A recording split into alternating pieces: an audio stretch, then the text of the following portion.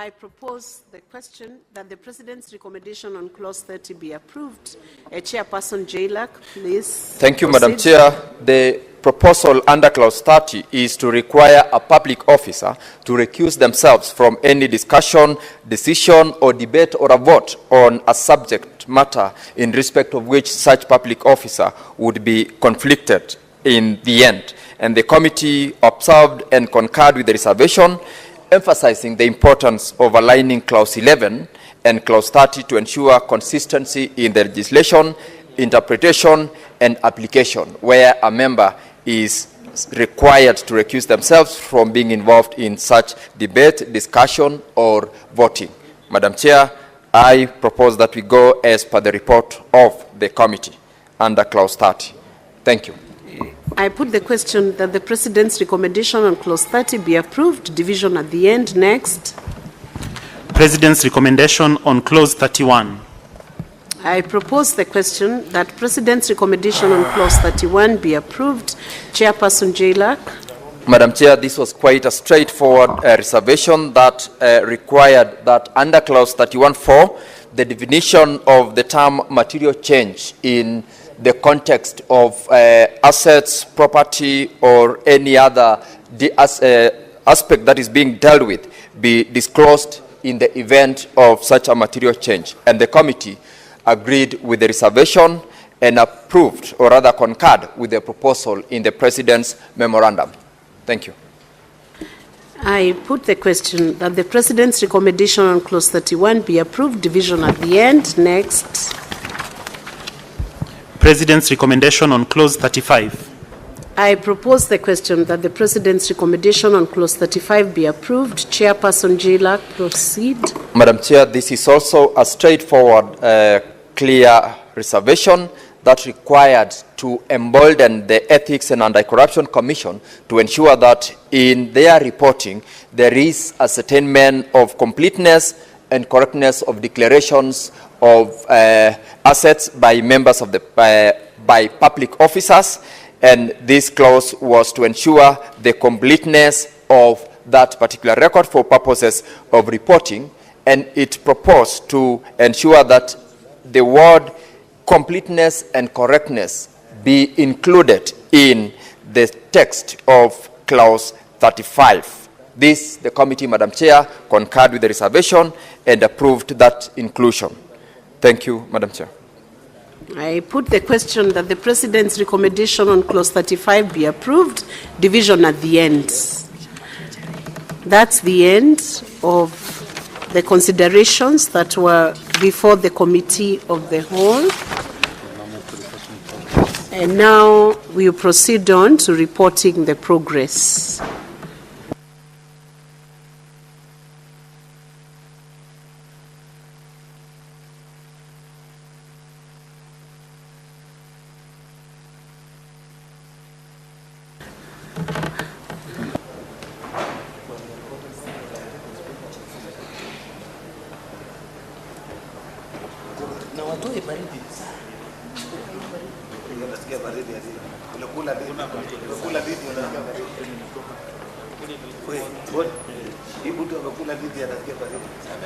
I now call upon the mover to proceed and report on the progress. Thank you, Madam Chair. I beg to move that, pursuant to Standing Order 153, I beg to move that the Committee of the Whole do report to the Senate its consideration of the President's memoranda on the Conflict of Interest Bill, National Assembly Bills number 12 of 2023, and seek leave to sit again tomorrow. I put the question that the Committee of the Whole do report to the Senate the consideration of the President's memorandum on the Conflict of Interest Bill, National Assembly Bills number 12 of 2023, and seek leave to sit again tomorrow. Will as many as are of that opinion say aye? Aye. Will as many as are of contrary opinion say nay? The ayes have it. Honorable Senators, Mr. Speaker. Very good. Very good. The elder of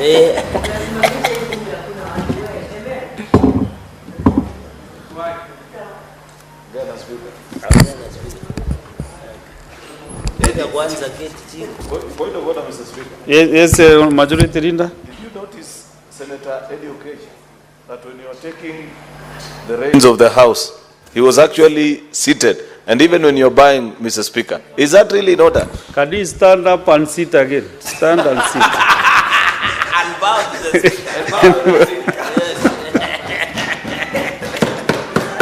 That's good. Very good. Tunarudi sasa ile order ya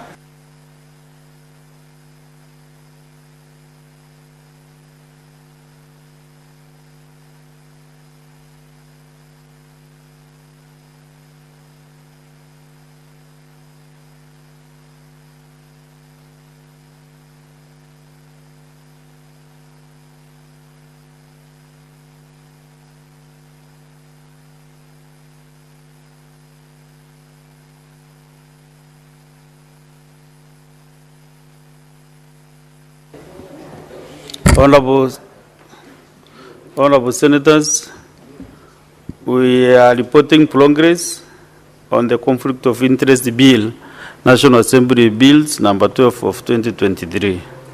Chairperson.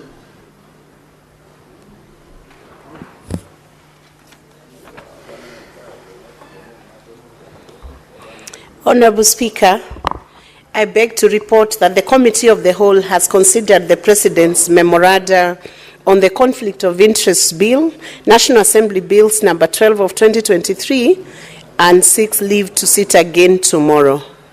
Mover.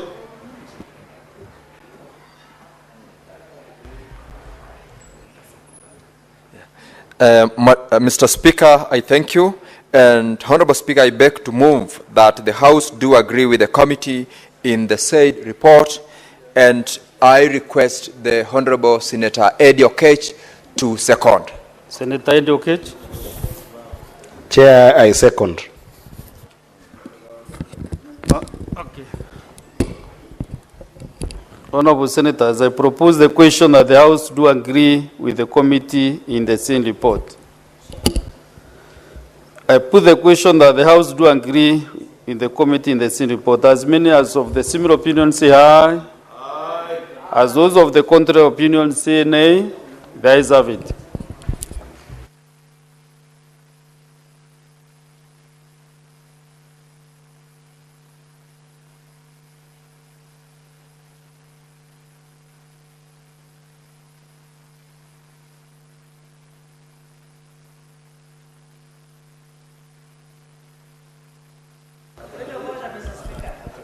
na yeye mwenyewe atoroke. Wajani na hiyo maneno yake. So tunarudi.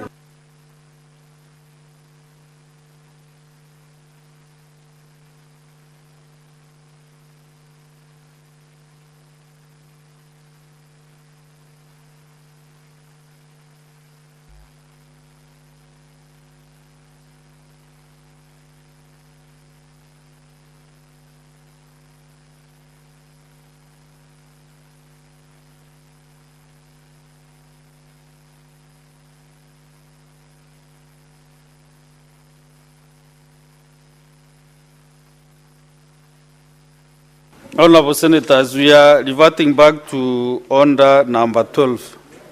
The motion was moved by Senator Baz and seconded by Senator Kisang. So now I want to propose the question.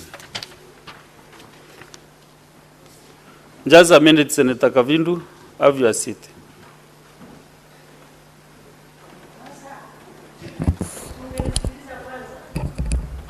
Under Senator Kavindu. Honorable Senators, I propose the question that the Senate adopts the report of the Standing Committee on Devolution and Intergovernmental Relations on a petition to the Senate by Mr. Anderson Majority Leader. Majority Leader and Senator Kavindu. Why are you making noise when the chair is upstanding, honestly speaking?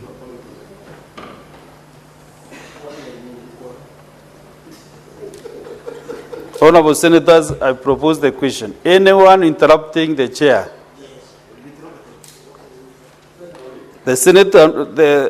Honorable Senators, I propose the question that the Senate adopts the report of the Standing Committee on Devolution and Intergovernmental Relations on a petition to the Senate by Mr. Raban Omusudi concerning the branding of public projects with images of governors and members of the county assemblies, MCAs, and branding of county vehicles deemed on the tip of the Senate on Tuesday, 3rd June 2025.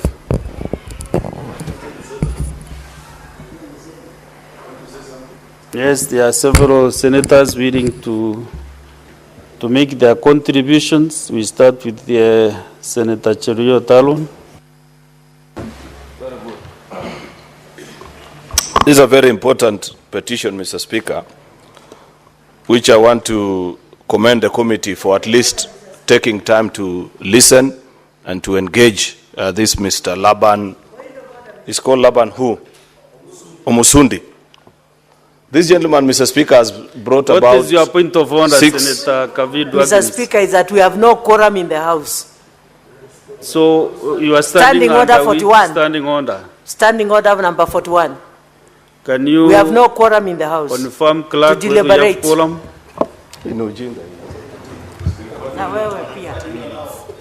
Sorry? We don't have quorum. You may call for the bill. You may order the bill to be run for 10 minutes. Sergeant Adams, kindly ring the quorum bell for 10 minutes. Ambia watu warudi. Ambia watu.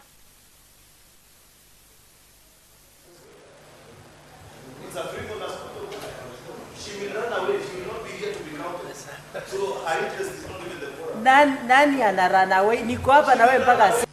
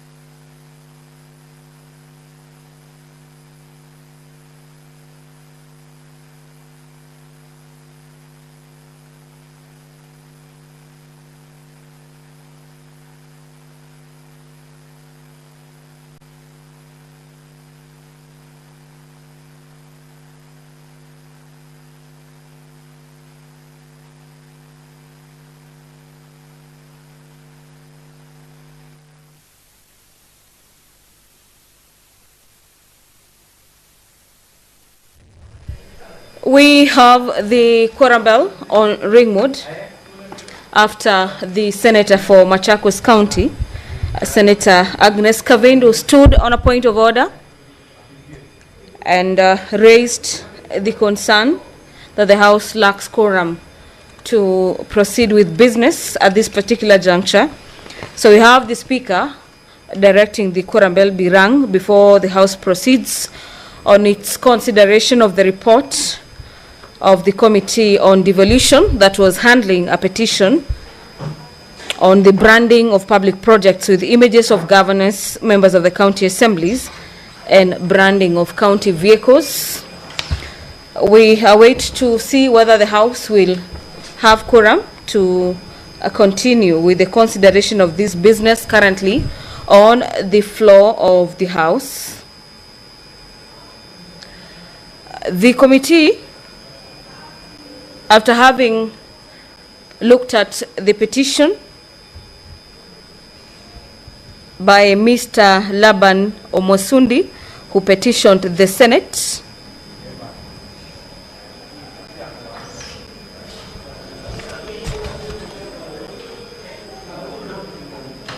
on this matter, actually, yes, it is Laban Omosundi who petitioned the House. The Senate Committee on Devolution and Intergovernmental Relations looked into that petition.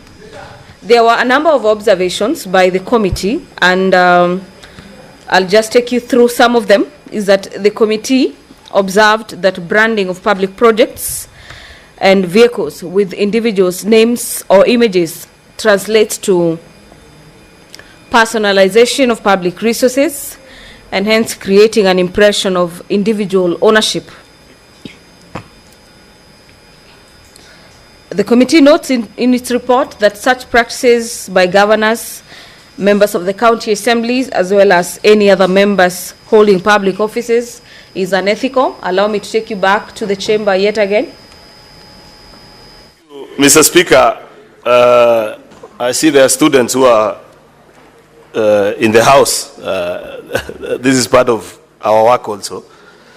So I was saying, Mr. Speaker, that this Laban Omosundi reminds me of another gentleman. There was a gentleman, I don't seem to recall his name. I think he was called Major Rope, actually. Thank you, Innocent, for reminding me. In the first Senate, almost every week, he will petition this House on something of national importance and tell us that as per the dictates of the Constitution, members of the public are allowed to petition Parliament and be asked and reminded that as members of the public, you can request the House and say, please consider such and such a matter. So that, Mr. Speaker, you can guide the country. This is an issue that so many people have complained about. I have seen citizens take pictures of waivers by county governments, projects that have been done, and you find a huge imposing picture of either the local MCA or the governor, the member of parliament, Mr. Speaker. Mr. Speaker, I don't think there was any such consideration by citizens of this republic when they passed the new constitution that we as public servants will take over ownership of projects that we have done using taxpayers' money. If there is to be any picture that is imposed on a project, Mr. Speaker, then it is a picture of the citizens who are paid for that particular project.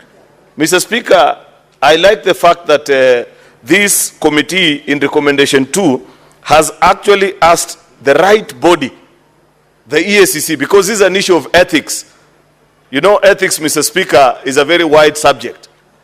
The EACC, in collaboration with the Office of the Auditor General and the Controller of Budget, Mr. Speaker, have been asked actually to enforce compliance with the constitutional and statutory provisions governing integrity and accountability and the proper use of public resources, Mr. Speaker. This is abuse of public resources, and I believe people like Senator Catherine Muma, who are normally very consistent on issues of abuse, either of human rights or public resources, will have something to say about this and what they think about it every other time. In this report, we are being told, Mr. Speaker, in recommendation 3, that after the passage of this motion, EACC will have 30 days to bring a report to the House informing us of what efforts they have put in place to ensure that there is compliance with this provision, Mr. Speaker. I want to believe that the CEO of EACC, Mr. Speaker, will actually issue this decree in public for people to know that this is abuse of public funds and this is an ethics issue which any public officer is found to violate these provisions, Mr. Speaker, deserves to be punished by law. This Laban Omosundi has actually pricked the conscience of a nation by reminding us that the beauty of our constitution is as such that as citizens we can always remind each other when we find ourselves to be afoul of the law.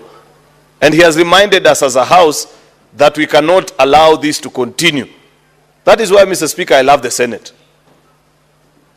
On a choice between Senate and so many other public offices, Mr. Speaker, I'll still choose to be in this House so long as the people that I represent in this House can allow me. Why, Mr. Speaker? Because in this House we legislate, we oversight, and we represent. That is the duty of a member of Parliament, Mr. Speaker. Can you imagine, Mr. Speaker, if this petition had found its way into a county assembly, for example? There's no way they'd agree to, because they themselves are the abusers actually of these provisions. Many members of a county assembly, if you drive around Nairobi, in your counties, Mr. Speaker, you'll find a big billboard declaring that this project has been done by the MCA in collaboration with the governor or the member of parliament. The reference that Senator Kisang gave about school buses. In fact, I've seen a more absurd one. There's a school from Western Kenya, and Senator Bodi Alwale is not here, that I saw, that had the picture actually of the MP behind, in the rear screen of the bus, Mr. Speaker. And it was written that the patron is Senator Chute or Aaron Cheruyot or something. I don't think that is expected, Mr. Speaker. And I hope, Mr. Speaker, that upon the passage of this report, it will be remembered in history that there used to be an abuse of public funds, Mr. Speaker, until Senate put a stop to it. This is a very important report.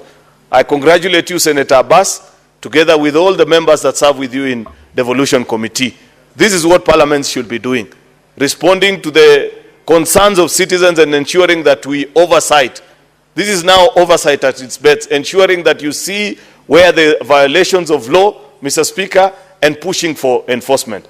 I want to challenge this particular committee, Mr. Speaker, because I saw that they interviewed almost all the parties that are involved in this petition. They invited Laban, they listened to him, they had petitions from other citizens, Mr. Speaker, that upon the passage of this motion today, it's my hope, Mr. Speaker, that after members have contributed today, we will actually put this motion to a vote. And it is my hope that members can stay around and speak to this particular motion so that we vote on it today. And we begin counting 30 days from now. Senator Abbas, I expect that your committee, next week actually in your first order of business, you will fire a letter to the EACC, confirm that you have written to them and have reminded them that they are sleeping on their job, that they need to remind us to be ethical public servants. They need to remind us where there are violations of the provisions of our Constitution and where there is abuse of office and misuse of public resources, Mr. Speaker, because that is what it is.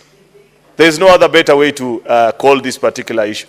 Therefore, Mr. Speaker, I congratulate this committee. I hope that they take the time to ensure that this is done. And Senator Abbas or any member of this committee, in 30 days after today, you will rise on a point of order one day to remind us that EACC has actually published a notice in prominent display, both in electronic and print media, that this habit needs to stop.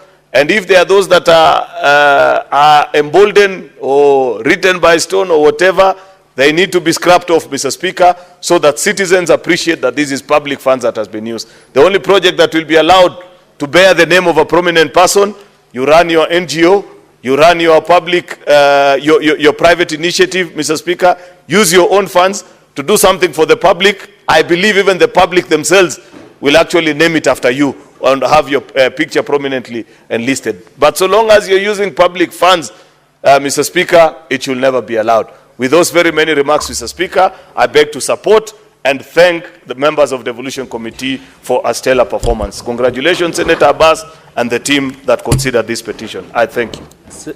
Next is Senator Agnes Kavidu. Thank you, Mr. Speaker, for giving me this opportunity to contribute to this petition that was the Committee for Devolution has brought. Mr. Speaker, it is very true. This person, Laban Omusundi, has watched properly what is happening in our counties. You go, Mr. Speaker, in almost everywhere in our counties and you find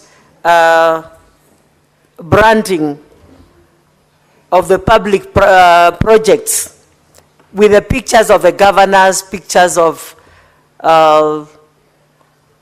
MCS and even members of our parliament. And you find that even projects that have been done by the members of parliament, you find governors also branding the same project. So you wonder who has done the project and who has not done the project.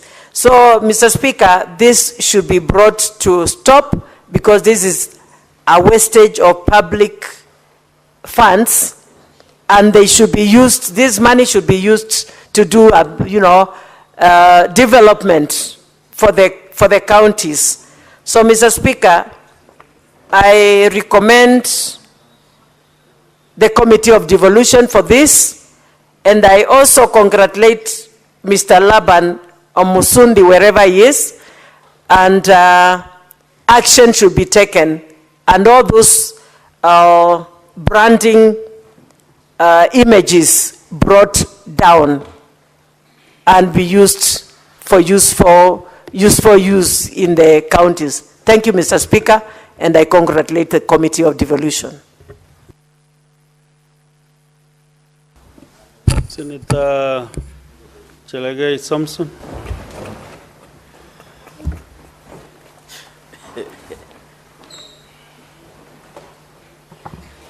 Thank you, Mr. Speaker.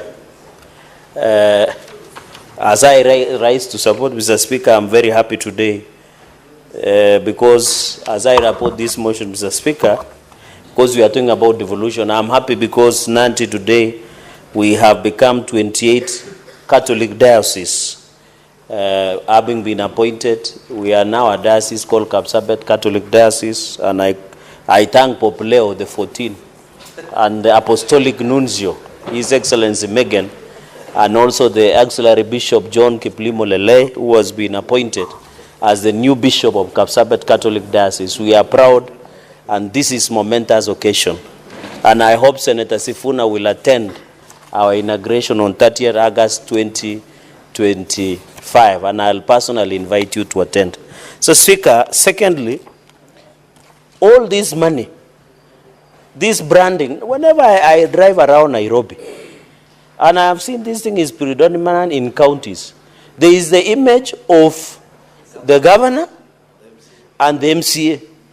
And funny thing, the person who is the governor now was a senator and was castigating the former. What am I trying to say, Speaker? The behavior of kings, people who build cult personality, people who build on hero worship, start by ensuring their images are being put into public projects, Mr. Speaker. I know you have been a member of National Assembly for some time. I was driving sometimes back in this city, and one of the buses which had been acquired through CDF had a big image of the MP as the patron, including the name, Mr. Speaker. Mr. Speaker, when you go to roads, the same thing. So my question is, Mr. Speaker, is why are we having most of these, Mr. Speaker, most of these government projects? Mr. Speaker, I'm happy that Omosundi is saying, in fact, this project, we should brand it that it is done by taxpayers' money, Kenyans' money. This culture of leaders using their own images, their own portraits, is unfortunate, it is immoral, it is uncultural, it is illegal, and that is violation of Chapter 6 on leadership and integrity, Mr. Speaker. So I want to say the amendment proposal by the Devolution Committee that we need to amend the County Governments Act is long overdue, Mr. Speaker. And we need to rise up to the occasion. We have done before, Mr. Speaker. And we agree that every leader in this country is struggling for feasibility. But you don't need to use the resources of the people to get what we call unnecessary feasibility. Yet the resources you are doing is the taxpayers' money, Mr. Speaker. And therefore, in this aspect, we need to call upon that the MCAs, the governors, members of parliament, Mr. Speaker, let us, Mr. Speaker, the only time I have not seen some of these people putting their images is only on coffins. But they have put even the farewell homes, Mr. Speaker, which is very unfortunate. We must call out, and I agree that this issue of branding of images, in fact, you should have included members of parliament, Mr. Speaker.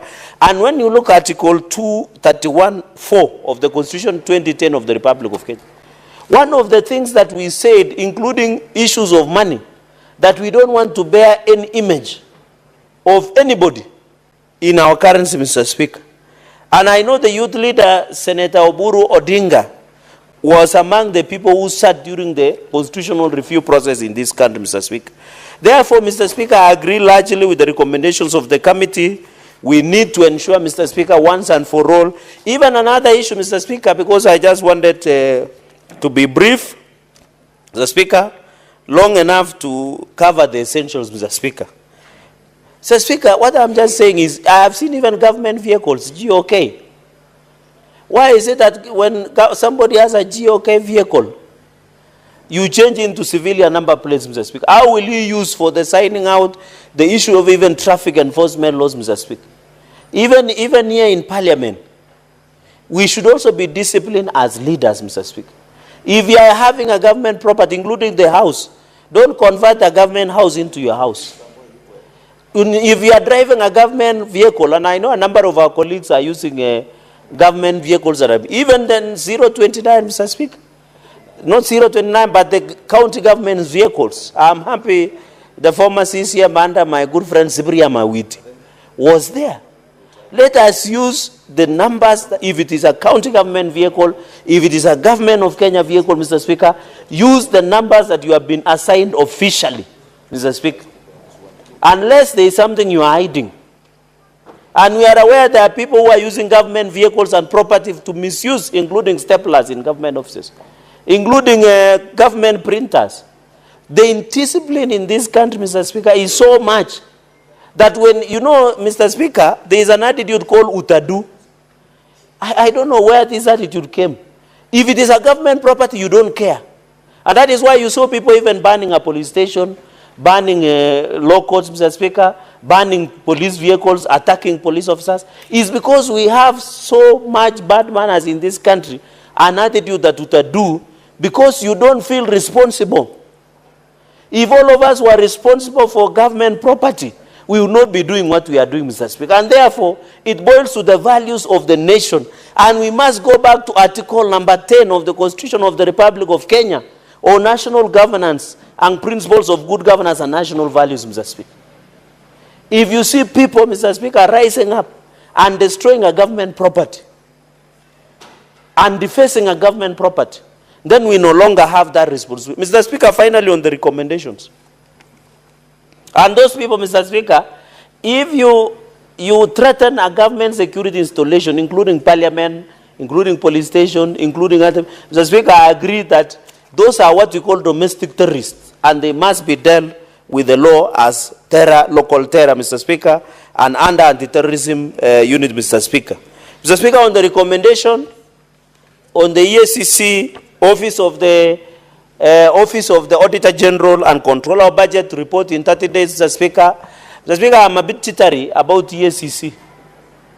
Because, for example, in Nandi County, Mr. Speaker, there was the scandal of employment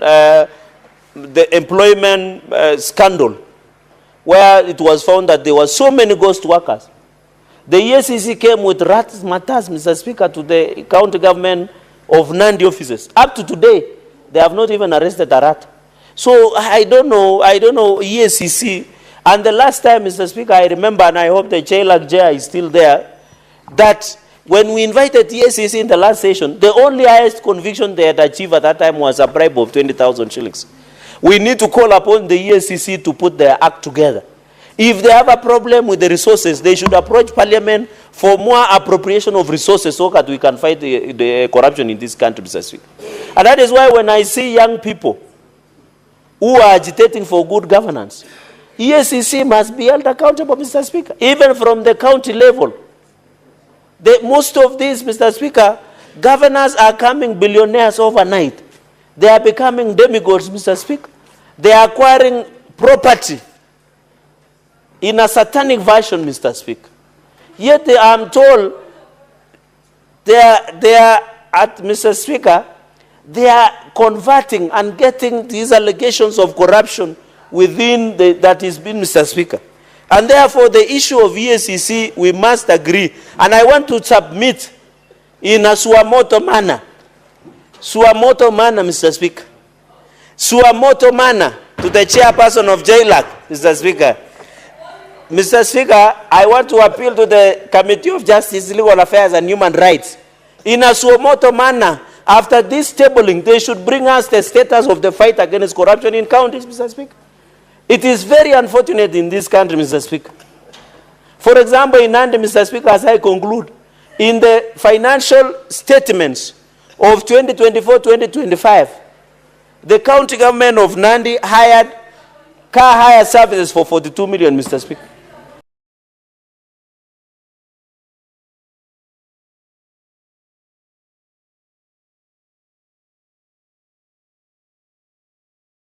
But is that the prudent use of the resources? Point of order from Senator Izena. What is your point of order?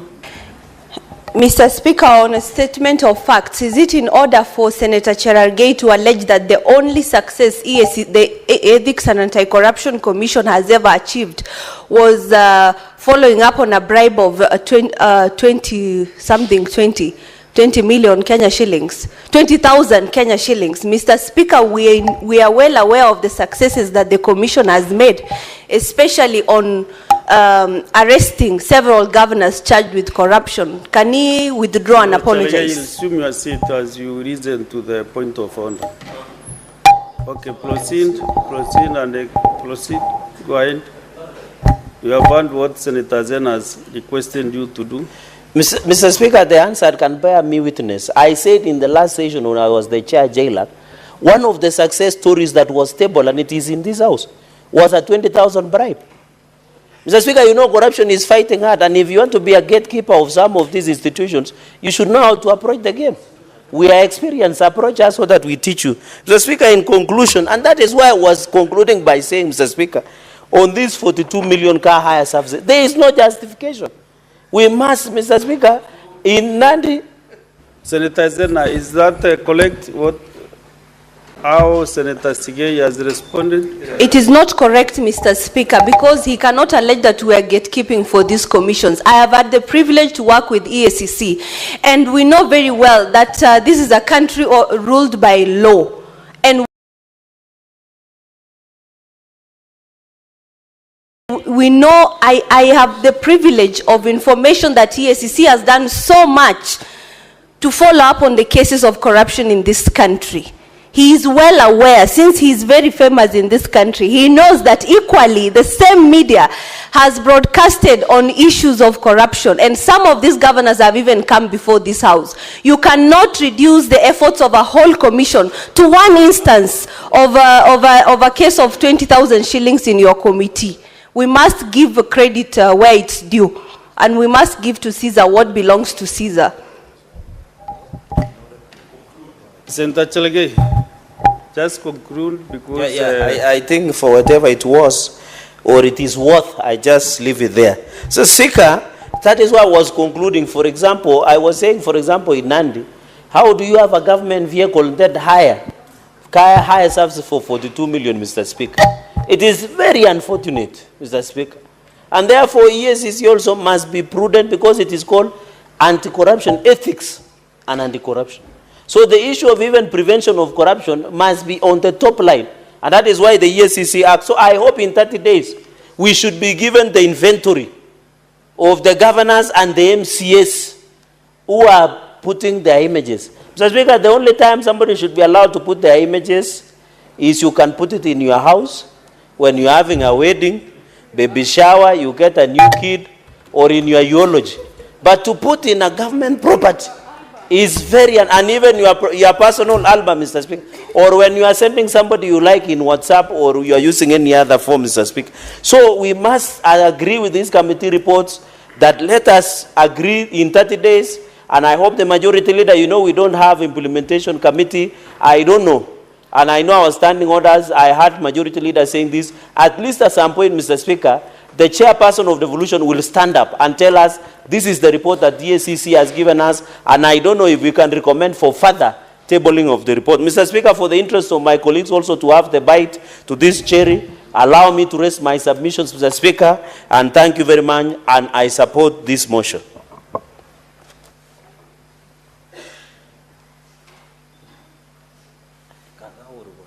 Senator Sifunaidu. You know, Honorable Speaker, I have heard the majority leader speak, and I've heard Senator Cherargei speak without any interruption. I want to call on your protection early on because of the things that I want to say. I would prefer that I be heard in silence, Honorable Speaker. Number one, I want to tell the Senator for Nandi that there is nothing like government property. Everything that the government owns is owned by the taxpayer. It's our money. It is ours to do with as we please. So nobody will lecture us about how to misuse our property. Secondly, Honorable Speaker, when we talk about taxpayer money, it is not just the money that goes to the county governments that is taxpayer money. Even the national government money is taxpayer money.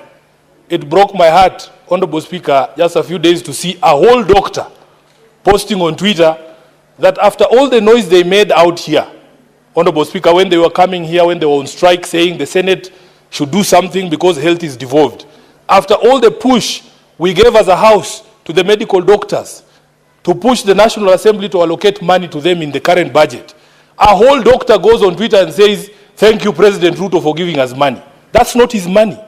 That is public money. Honorable Speaker, that is public money.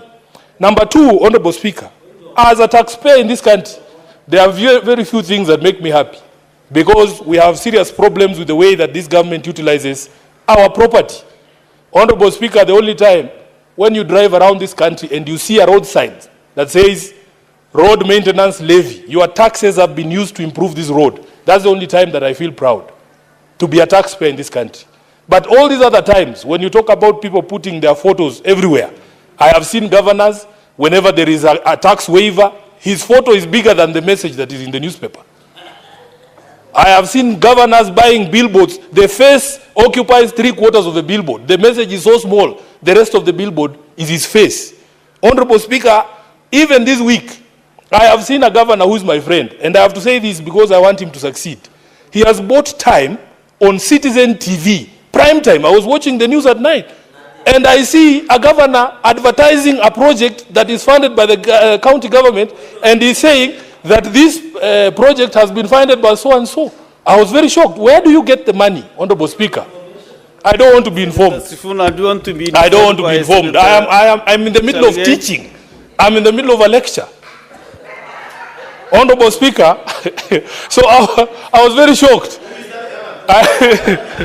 You all have TVs, you can pay subscription, you will see the governor. So, Honorable Speaker, I ask that you protect me. When I began this submission, Honorable Speaker, I asked that you protect me because I knew this would happen. Honorable Speaker, we have seen images of governors. What is your point of order, Senator Chelge? Under which standing order are you raising the point? Mr. Speaker, I stand under standing order 101 on contents of speech. When Senator Sifuna says he's teaching us, is it part of the rules of debate, Mr. Speaker? Are there children that he's teaching here? All of us are distinguished senators, and that governor, by the way, Mr. Speaker, is Governor George Natembeya. That is why he's fearing to say. Maybe he's teaching citizens of Kenya. In fact, Honorable Speaker, if you look upstairs, you will see there are children there. Yeah, so allow me to teach. And when I'm standing here, I am not just speaking to this House, Honorable Speaker, I'm speaking to the country. So, Honorable Speaker, I have seen images of governors on something as mundane as milk packets for school milk, even on meals, Honorable Speaker. So that you want to tell us that this is Sifuna is doing. I have seen my colleagues in the National Assembly, Honorable Speaker, every single national government CDF funded project, they have to find a way to put their names on it. Even after the courts ruled that this thing is unconstitutional, they changed now, they say, oh, this is financial year 2022-2023, patron. Then they write Edwin Sifuna, patron. Honorable Speaker, this Mr. Musundi has identified a proper problem in this country. And we want to be able to say that every single coin that is utilized by national and county governments is actually our money. That's our property. Honorable Speaker, I've seen these patrons disbursing bursary checks, and they want to greet the parent and look them in the eye and ask them, who is the person who gave you this check? Then they say it is Sifuna. Then they say, remember me in 2027. Mr. Speaker, you would think that that money is their money. And one of the things I don't understand, these members of the National Assembly make the dishing out of checks to appear like something that is so appointed. Like a clerical job, who cannot dish out, who cannot, if your office wrote checks, how difficult is it to distribute checks? It's a physical transaction. So they come and make noise here and tell us all about how children will not go to school. Honorable Speaker, and that check has 2,500 shillings on it. There are people here who are educating children and they don't even announce it. Honorable Speaker, they should come to our offices so that we tell them all those children that I have paid school fees for. Even if you see a single one of them with a picture of Sifuna, you should ask me. They go there and they say, this is the so-and-so who did it for me. But you don't see me presenting checks here in Nairobi saying, oh, Sifuna is issuing bursaries today. That is not your money. Can you show us photos of you issuing your own money so that you leave this public money aside, Honorable Speaker? Then, Honorable Speaker, the majority leader even wanted us to extend this thing to Plex. There was a young man who was going around this country called Morara, auditing national projects. The country is led by Plex, written, oh, this project was commissioned by William Ruto on this particular day, on this particular day. Those are the other Plex that we need to go for, because that is not Ruto's money. He should also remove his name on those Plex. Honorable Speaker, it is the truth. The majority leader told us we need to extend it to Plex. I can show you those Plex. Senator Sifuna, there is a point of order again from Senator Chalge. Mr. Speaker, I rise again understanding 101 on contents of speech, Mr. Speaker. This obsession by Senator Sifuna or President William Ruto must stop. If he wants to discuss the president, he should bring a substantive motion. Then we can handle at that point. He should stop this obsession, Mr. Speaker. Please, protect, because the president is not here to defend himself. Because when you are making such assertion against anyone, they have a right to be here to defend themselves. But since he's not here, he should just stop dragging. You know, majority leader can defend himself because he's here, Mr. Speaker. Can the Honorable Senator withdraw and apologize or substantiate, Mr. Speaker? Because when he says there are plagues that are littered with the name of President William Ruto in the country, that is not a statement of fact and standing order 105. Senator Chalage, just a minute ago, you are requesting to be given the names of the governors. Correct. You have the plagues. No. Also, you mentioned the name of a certain governor. Correct. Sit down, Mr. Speaker, can I finish? Speaker, can I finish? Mr. Speaker, can I finish? Too long. Can I finish? Listen, Senator Chalage, since too long cannot make a right. Also, Senator Sifuna, there was a communication from the chair about that standing order to avoid mentioning names of state officers who are not in this house. Maybe unless you bring a substantive motion. Honorable Speaker, can I finish? No, can I finish? Sit down, Bwana. Sit down. You are not the speaker. All the senators. You are not the speaker. Mr. Speaker, why is Senator Sifuna ordering me? You are the speaker. Resume the seat. Resume your seat, Senator Sifuna. Let me finish what I was saying. I'm saying as much as possible, you know, those plagues, those billboards and everything, whatever it is, avoid mentioning names of whatever billboard you saw, so that now we can make progress, Senator Chalge. Honorable Speaker, can I proceed, please? Yes, but Honorable Speaker, we are not discussing personalities. We are discussing our money. The Senator for Narok, Honorable Speaker, came from a time when he was hosting the president in his county. So he came back and told us, oh, we have been given an airport in Narok. The contractors are there day and night. So one time I had been given a lift by a friend of mine. We were coming from somewhere in Western. I said, I want to see this airstrip in Narok that has a contractor day and night. So I asked the pilot to fly over that space. Honorable Speaker, there is a plaque sitting there. There are no contractors there. That young man called Morara has gone round the whole country, has shown us. Even when you go to the so-called stadium in Wote, if you go to Kamarin Stadium, you will find those plaques there. Honorable Speaker, we cannot have these gatekeepers of the executive in the legislature. You do your job, let him do his job. So, Honorable Speaker, when he was going, Honorable Speaker, can you protect me from this head club? Senator Chalage, order, kindly. No. Honorable Speaker, do you know? Of order are not making sense now. Honorable Speaker, there is. Senator Chalage, can you allow? You know, when you are used to using matatus, have you ever been in a chopper? You can see. No. Honorable Speaker, protect me from this. Senator Chalage. Senator Chalage, I'm giving you the first warning this afternoon. I'm giving you the first warning. No point of order. Honorable Speaker, please. Let Senator Sifuna be in silence. Thank you. To conclude his... Honorable Speaker, so the point that I was making, Honorable Speaker, is that those plaques with names of either projects that have been started or concluded, should bear the same sign that I told you about, the Road Maintenance Levy Fund.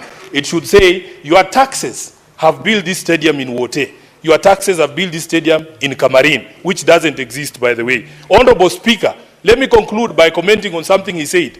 And I was very quiet when he spoke, so I hope he will be quiet too. Honorable Speaker, as a responsible government, you cannot tell us to wait for you to face you in 2027, and you are killing us today. Albert Ojwang is in the ground. He will not be able to meet William Ruto in 2027. So if we stopped, all of us, if all of us agreed, all of us should agree. Senator all of us Sifuna, should agree. Senator Honorable Sifuna, Speaker, please don't stop me. You are now contravening standing on the Now 121. the Speaker himself is interrupting me. Standing on the 121. I gave a ruling, I gave you guidance. I gave you guidance. You know you cannot do elections in the Senate. We don't do elections in the Senate.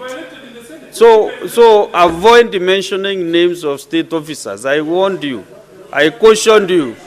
That is the first caution again, understanding on the 121. Very well, Honorable Speaker. And you know the consequences. Very well, Honorable Speaker. Very well, Honorable Speaker. What I'm saying is this. All of us must agree that if decisions are being made democratically at an election, can we guarantee that all of us get to that election? Because you can't tell me to wait for you at the ballot and then you make sure I don't get there. Is Albert Ojwang supposed to vote from the grave? There's no such polling station. So when you talk about a state officer standing up and saying you can shoot people, as if people don't die from gunshot wounds. Honorable Speaker, we saw Rex Masai, the young man who was killed during the protest, was shot in the leg. So how can you tell people to shoot people in the leg as if those injuries are sustainable injuries? So, Honorable Speaker, we want to make it very clear that as a country, we have totally lost our way. And we will not have a conversation with someone telling us to wait for 2027 when he's not giving us a chance to get to 2027. He has become an existential threat for this country, and he must go as soon as possible. I thank you. Senator Wakiri Hilary.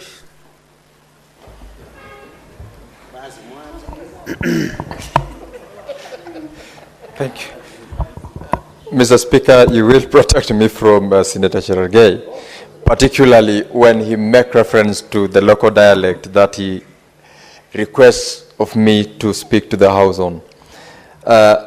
First, Mr. Speaker, I want to laud this gentleman called Laban Omusundi. He has not only been filing public interest petitions in this House on matters like what we are debating today, but also on matters that covers on the laws that we are legislating in this particular House. Mr. Speaker, in fact, as of today, we have, as JLAC, a report that we were meant to table on another petition that he has filed regarding the introduction of a framework on the recall of members of county assembly, and in that particular petition is saying that the law does not provide for it. So as a Kenyan, a patriotic Kenyan for that matter, I want to appreciate him because we've dealt with not one, not two, but more than 3 petitions as JLAC by this same gentleman.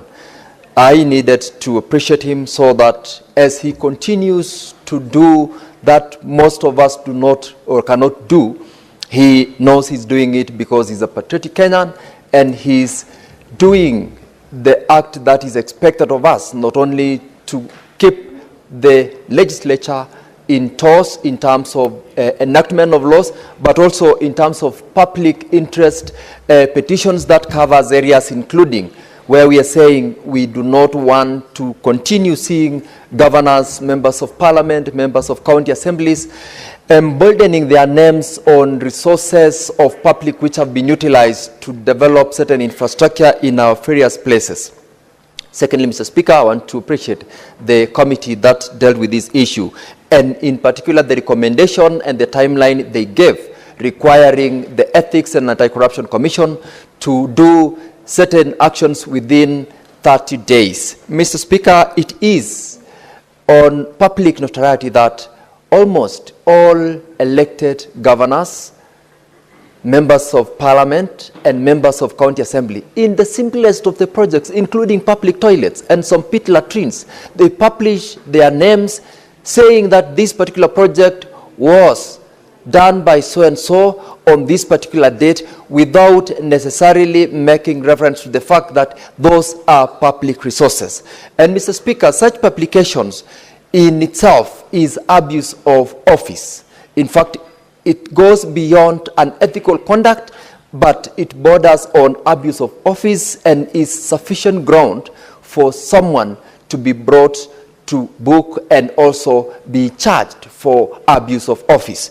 And so to have a Kenyan like Laban Musundi to prick our conscience and ask of us to make certain recommendations and also to think through the actions that we do is something that not most of us would do.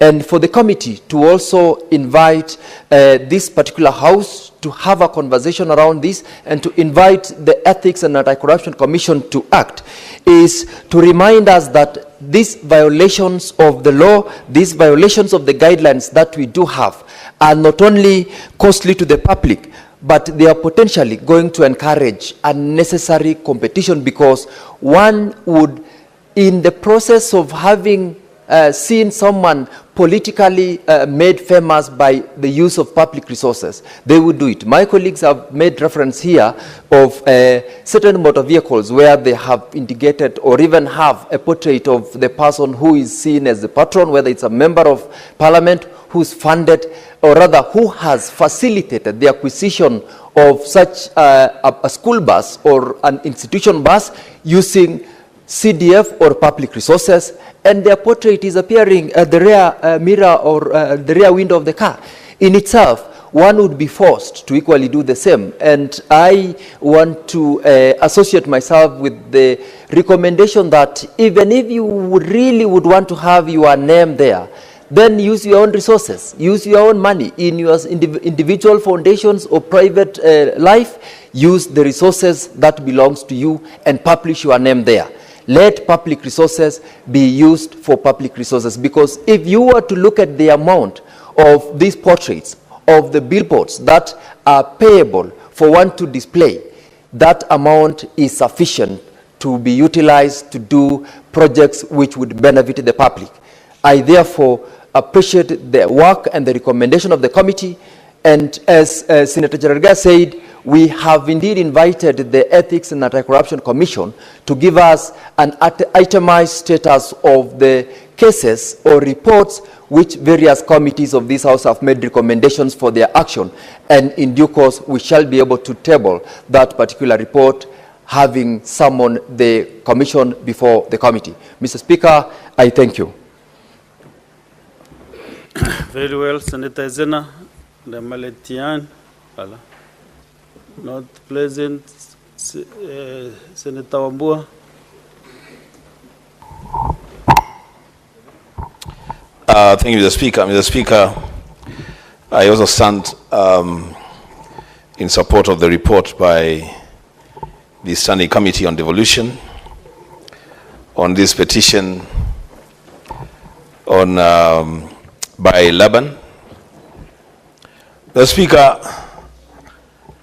the issues that we as a Senate are called upon to deal with in the counties are major issues, and this is one of those issues. Mr. Speaker, all of us are born witness to situations where governors in particular counties want to behave as though their names are synonymous with their counties. That every little thing that they do, they want to do billboards with their names and their photos, indicating that they are the people and the leaders that are responsible for the projects that they are talking about. The Speaker, the thing that these people don't understand is that they are in office for, if they are lucky, 5 years.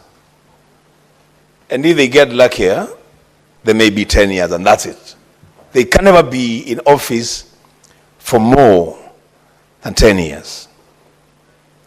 As Speaker, some of us are insulted by images of leaders, governors, that the voters kicked out of office, but their images are still staring at us, the Speaker, and proclaiming ownership of projects in counties.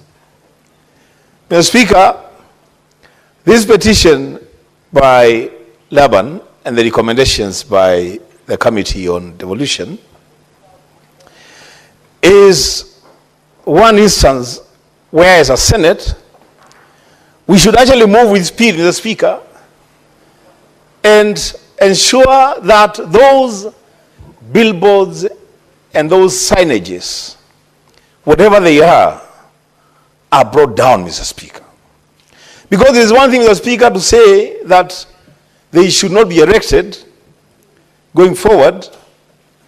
It's a different story, Mr. Speaker, to have to endure the images of those governors and their names on those billboards looking down on us every time we use it, whether it's a road or a project that was initiated and completed during their time. So, Mr. Speaker, I fully support the recommendations of the committee and thank Laban for bringing that petition to the Senate. Secondly, Mr. Speaker, when I came in, I found my colleagues in serious conflict and a war of words over remarks that were being made by the senator for Nairobi. The Speaker, the one thing that we must agree, all of us, is that this country belongs to all of us. Every one of us. Those in authority and those under authority, the Speaker, this country belongs to all of us. There is one thing, the Speaker, that is getting very rare among us, and it gets me very worried. The Speaker, the tolerance levels in this country are really going very low. And it's a matter of concern for me as a leader, as a citizen of this country. The Speaker, people will hold different views on the same matter. It doesn't mean that those people must be enemies just on account of different views that they hold. The Speaker, authority is given to some offices, including our own office, the Speaker, as senators. We have the power to summon governors and state officers and grill them on issues of public concern. Mr. Speaker, the executive has been given powers by the Constitution to ensure the safety of our property and the safety of our lives, to make sure that this country runs and runs in a good way, Mr. Speaker. Mr. Speaker, I keep saying that I am probably the least qualified to offer any advice to the executive, the national executive, or even the county executives. But, Mr. Speaker, I want to plead with the national executive, led by His Excellency the President. I really want to plead. Mr. Speaker, we tone down rhetoric. We tone down our speeches. We be careful the things that we say in public. For good reasons, Mr. Speaker. Because if our president then says certain things in public, chances are that some people will react to those things. They will answer him. That exchange, Mr. Speaker, is not good for us. This country needs serious healing and tolerance. Mr. Speaker, I know it is a very difficult thing to ask for, but I'll ask for anyway. I wish the president could find it in his heart to just even withdraw the orders that he gave yesterday about police shooting people in the leg. I just wish he could. Maybe he can't, but I wish he could. Because, Mr. Speaker, That's an avenue for serious bloodshed in this country. We don't want to go that route, Mr. Speaker. We want to differ politically, and we have said it openly and honestly, Mr. Speaker, and candidly, that for us in the opposition, we are going to be willing and persevere until 2027. We meet the president and his party at the ballot, and the Kenyan people will decide which team to elect into office. Mr. Speaker, that can only happen if we have a country by 2027. If we don't have a country in 2027, then even the conversation about the elections in 2027 will be moot conversations, Mr. Speaker. Mr. Speaker, I want to appeal for tolerance. I want to appeal, Mr. Speaker, that to whom much is given, more is required. A lot more is given to the office of the president. Much more is required from that office. I don't want to cut you short, but be relevant to the motion. Understanding under 120. Stop diverting from the call agenda on the motion. If you want to discuss that matter, then you can know what to do. Just bring a motion. Let us discuss it. Mr. Speaker, I'm guided. You want to be informed? I can be informed, yes. Okay. Go ahead. I want to inform Honorable Wambua, because he was not in the House, that in fact the person who started that discussion about the shoot to kill orders was Senator from Nandi during the debate.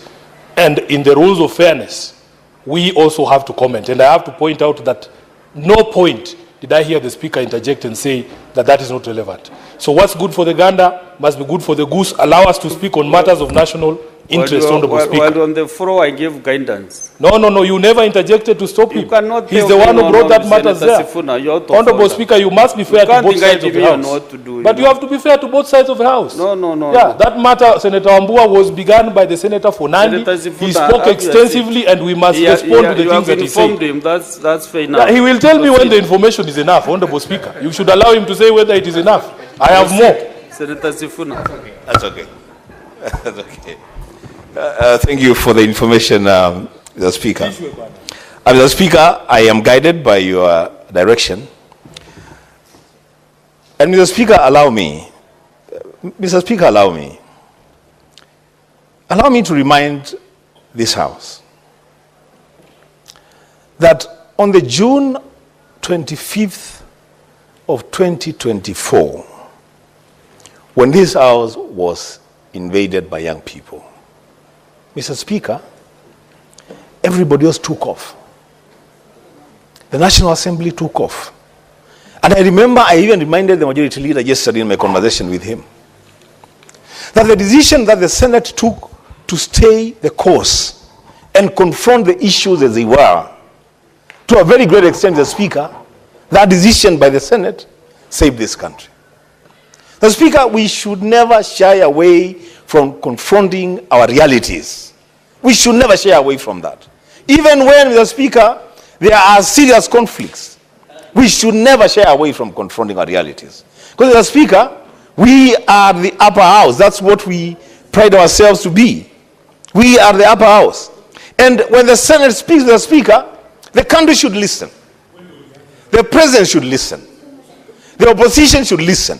When the Senate speaks, every other leader in this country, the Speaker, should be able to listen to what we are saying. The Speaker, I am guided by your direction that maybe we need to bring a motion to discuss these issues, maybe not, but the truth of the matter is, Mr. Speaker, we have an opportunity as a Senate to bring the temperatures down and make sure that the country moves in the right direction. Mr. Speaker, I thank you. Senator Mutinda, Tabitha, you can leave after she starts. No, he had just concluded.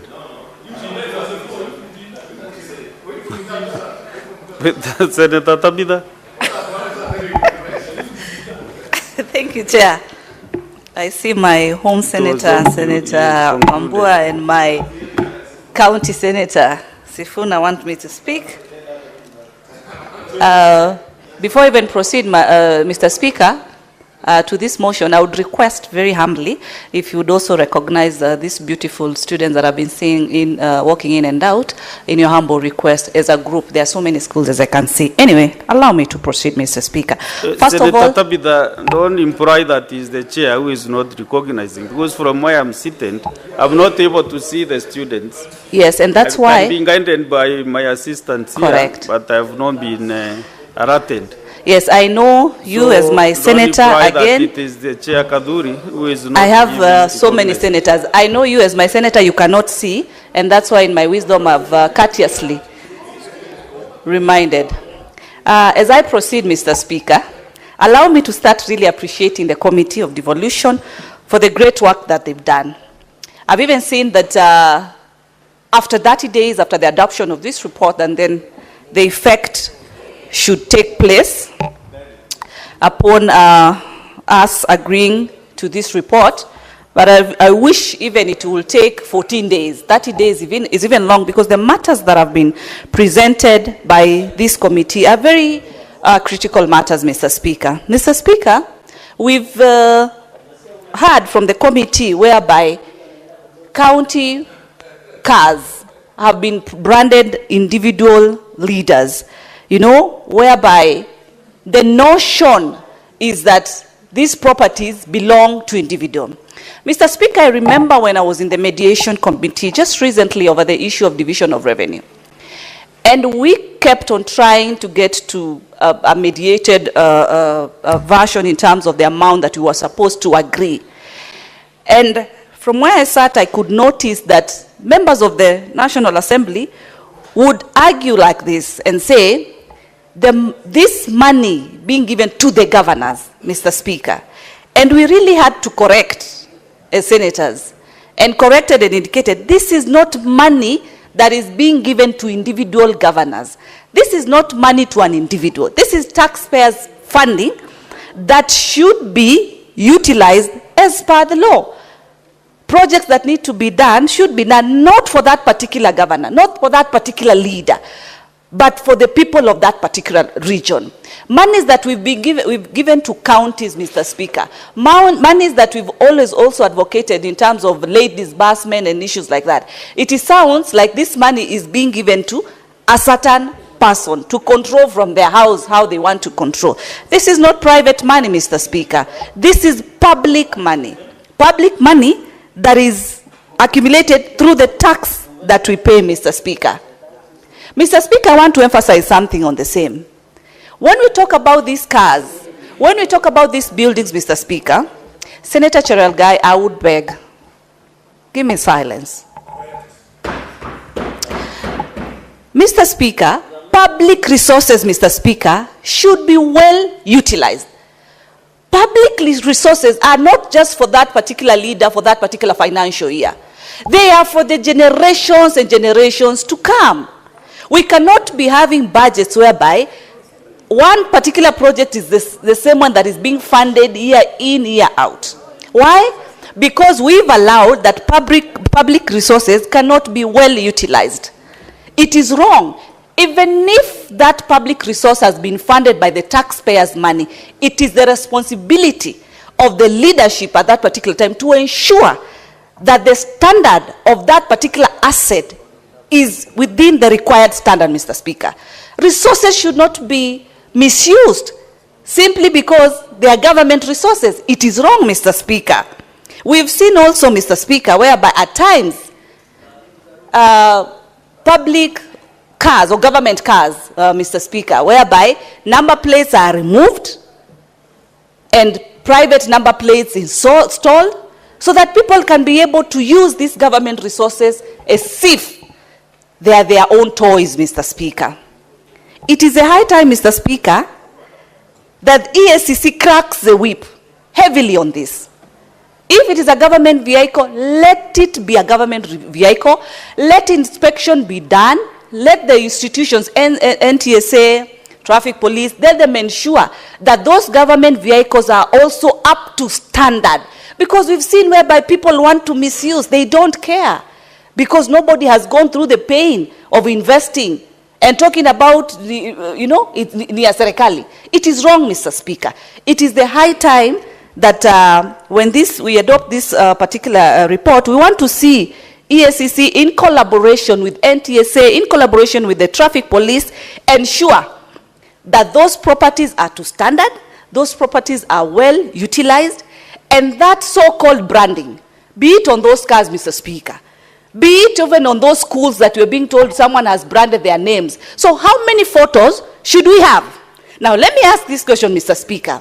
In the event, for example, the ministers, today we call them cabinet ministers, we used to call them what? Whereby if a minister has been appointed, case example, Minister for Health. Now today, you can imagine going to the Ministry of Afya House actually, and finding a big portrait of Mheshimiwa Duale there, because he's the minister. Tomorrow, if you have another minister called Minister Mutinda, you'll find another big portrait there. What kind of business are we doing?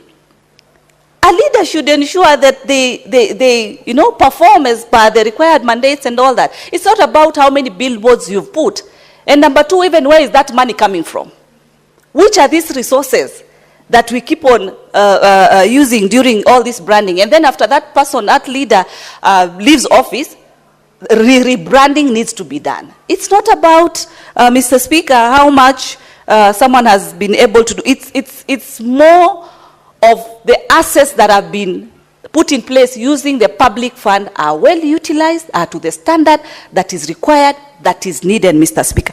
That is what is important, Mr. Speaker. I would even ask myself, in the event that EACC is undertaking their role, and they find, for example, leader A, leader B, or C has, issues to answer, or has been found guilty on corruption matters. So then why can't we allow EACC to also have billboards all over this country of those leaders who have misused funds? So that it's a two-way traffic, Mr. Speaker. Why can't we allow EACC to put on billboards these rogue leaders? If the money that is supposed to fund projects and do what is needed is the same money that leaders are using for branding of themselves, Mr. Speaker. It's not even a campaign time, Mr. Speaker. Allow, Mr. Speaker, for me to say that I also want to agree partly with what my other home senator, Senator Wambua, has talked about when he says as leaders, as politicians, we also need to minimize the politicking that we are so good at, Mr. Speaker. Instigating and bringing about temperatures. Kenyans are hungry, it's true. Kenyans are frustrated, it's true. But we cannot be then the leaders who are not offering solutions. We should be leaders who are offering solutions. This country is not for one individual, it is for all of us. This country is not for one community, it is for all of us. And it's a high time, Mr. Speaker, actually, even the young generation, I would wish them that when they get blessed and have their little ones and the young ones, even instead of giving them the vernacular surnames, if a kid is born and the mother is called Tabitha and the father is called Enoch, it should be Tabitha Enoch. This thing of this tribal is what we are still instigating up to date. The conversation that is there, Mr. Speaker, today is a community conversation, which is still bringing more issues and more anger to our people. Our young people need jobs. And that conversation can only be done on tables with the relevant leaders, led by none other than Dr. William Ruto, the president of this country, putting the business people on table, putting the church leaders on table, putting our university leaders on table, putting us, the leaders of this nation, on table for us to have an economic discussion that is going to ensure, Mr. Speaker, our young people are able to get opportunities, Mr. Speaker. Mutinda, there is a point of order from your neighbor. All right. Sana mstahiki Spika. Mstahiki Spika, kulingana na kanuni za Spika kwa mavazi, senator yote anavaa kuwa amevalia vinavyotakikana, na hiyo pia inafaa kuwa viatu. Senator Tabitha, tafsiri yake anatoa kwa mguu chuma, hana viatu. Na ndio maana Mr. Speaker, unamwona kwa hii kawaida anakuanga mrefu, sasa amekuwa mfupi kama mwezi wa Februari. Nauliza Mr. Speaker, hiyo ni ungwana kweli? Sasa Senator Murango, mpaka umekagua Senator Mutinda ukaona hajavaa viatu. Unajua nilifikiria unaangalia nguo ya juu. Mr. Speaker, katika kusitasta kwako ashavaa viatu. Kwa hivyo sina hoja kuashirisha tena. Asante sana Mr. Speaker. Nilikuwa nataka ufafanue sababu umemulika. Speaker, unajua Mr. Speaker, nimekaa karibu sana na Senator Tabitha. Na unajua ni kawaida ya wanaume kuwaona sana wanawake na wanaume na wanawake kuwaona sana wanaume. Sasa Mr. Speaker, huyu kwa sababu ni dada yangu na kulingana na ile hali niliyo nayo na ile majukumu nimepewa kutoka nyumbani ni kuhakikisha kwamba anavaa vipasavyo na wala hatoki katika njia ambazo tumewafundisha wao kama wazazi. Kwa hivyo ndio maana nimeangalia na kuona kwa maana viatu, lakini ashavaa, nadhani ataendelea namna hiyo. Asante sana Mr. Speaker. Senator Mutinda, Tabitha. Karibu, sorry, I was almost again speaking in... the majority wants to inform you. Okay. Yes, I'd love to be informed. Thank you, Senator Tabitha. You know, I wanted to inform her because I've heard her speak on this topic, and this is something I also wanted to say to Senator Wambua, but I didn't get the opportunity on cooling this topic that they are speaking to, including Senator Tabitha, that we must find a way of bringing sanity back to the country. You know, part of bringing sanity, Senator Tabitha, include us being honest with ourselves and stop being dishonest to the country. Mr. Speaker, there has been a conversation in the country about who owns the goons. You hear people say they belong to so and so. If you want to know who owns the goons, Mr. Speaker, it is those who defend them, Mr. Speaker. Because we have a challenge in the country now, Mr. Speaker, where every time people say they want to protest, there are goons that take advantage and break into people's shops. They are breaking into police stations. They are stealing. I saw in your county, they stole milk from the most successful cooperative in the country. Therefore, Senator Tabitha, if you want to address yourself to that particular topic, you must be honest and condemn those goons. Anybody trying to pretend that they want to solve that particular problem, but they are only addressing one facet of the problem, because I listened to what the president said, Mr. Speaker. He didn't say protesters be shot. He didn't say anybody be shot. He said, if you find these people that are breaking into people's homes, harassing, raping women, stealing people's property, immobilize them and take them to court, Mr. Speaker. Therefore, if you want to know the owners of the goons, Mr. Speaker, it is those that are either defending them or saying absolutely nothing about their conduct. Mutinda, you are well informed, isn't it? Very well informed. I never thought that my good colleague, Senator Murango, would walk out. I was just curious. You know, I have one of the most unique hairstyles. I thought he would be looking from up. I just got astonished what he was really looking down there. All saying, Mr. Speaker, allow me to conclude, Mr. Speaker, and from where I was briefly interrupted.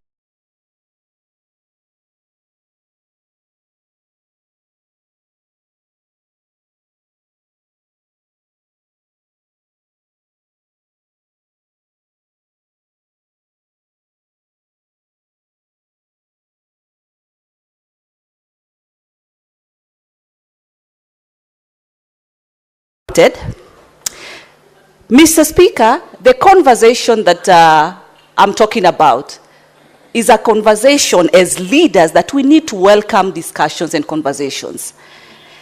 Yes, Mr. Speaker, when I say that it should not be about, we should not narrow it to community issues.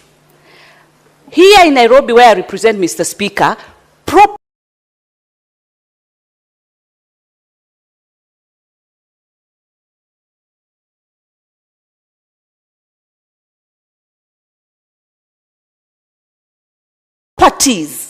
businesses have been destroyed, Mr. Speaker. And the people who have done that damage, Mr. Speaker, should be brought to book, Mr. Speaker. I agree to that 100%. But the question is that the way to go? Is that the solution? such that we'll have people who are leaders inciting young people, inciting them, such that they are going to destroy these businesses that should be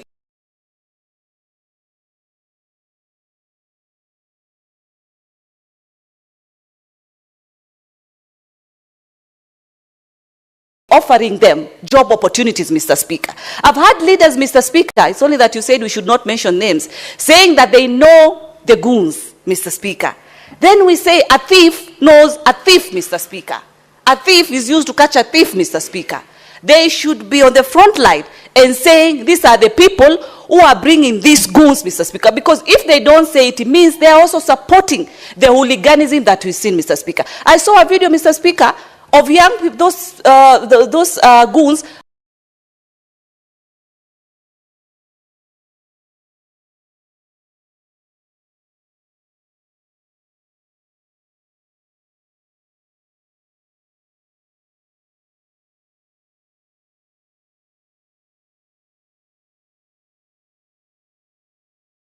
going to invade an estate. People have decided we are not going to go to, for these demonstrations. But these young people are entering in these homes, Mr. Speaker. And we should sit back and say it is okay. It is not.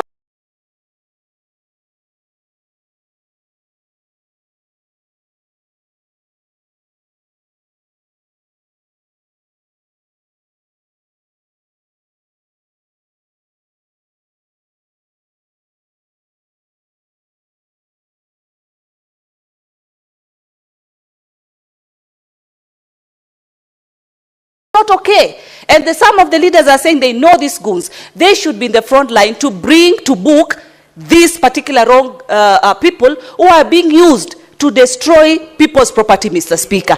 But at the end of the day, Mr. Speaker, allow me to finish my home senator, Mr. Speaker.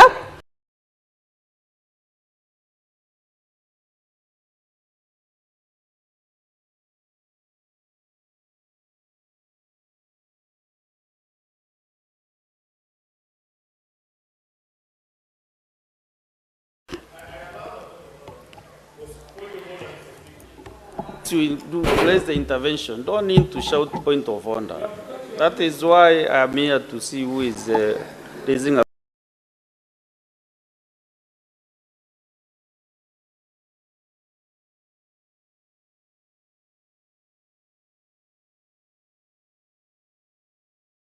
point of order. Senator Wambua Enoch. Mr. Speaker, you had directed us so well that if we wanted to have this conversation,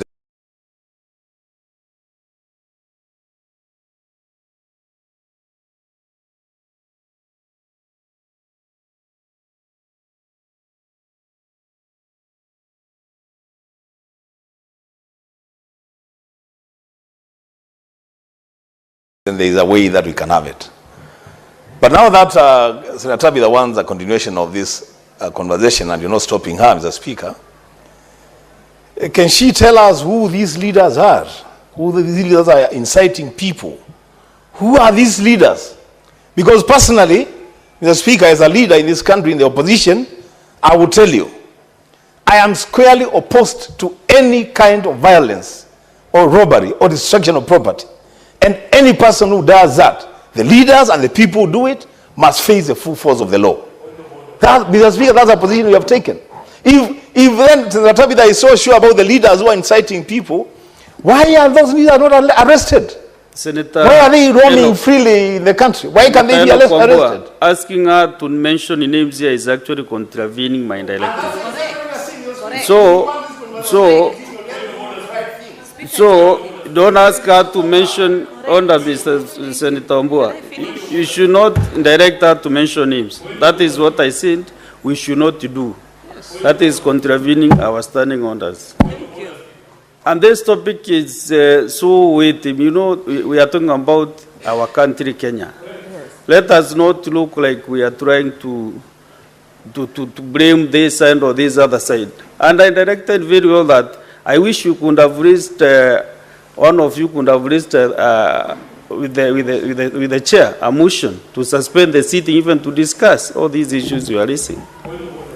But now if you do point of orders without really a good motion to discuss, we cannot help Kenya in that manner. What is your point of order? Yeah, Chair, pursuant to Standing Order 101, sub-article 4, on imputation of improper motive. Honorable Speaker, there are aspersions being cast here that anyone who has spoken against government excesses knows who the goons are. Honorable Speaker, the Senator Mutinda, nominated Senator Mutinda, comes from my county. She is aware that we have 12-year-olds, we have 7-year-olds in Mathare who are shot on the balconies of their houses. Were those people breaking into homes? When you give a direct order, Honorable Speaker, to people who cannot even aim guns properly, they are shooting people inside their houses. How will they see their legs in their houses? We have people in Nairobi who have died in their houses. Are we supposed to see how do you see? Sifuna, why are you Senator Sifuna? Senator Sifuna, you are misguiding yourself on Standing on 114. Can you read it around? 114? Yes. Improper motive, Honorable Speaker. To who? To leaders in this house. To senators in this house. You have had it. Senator Mutinda, what did you say? This is what we want to say. I not hear you say that.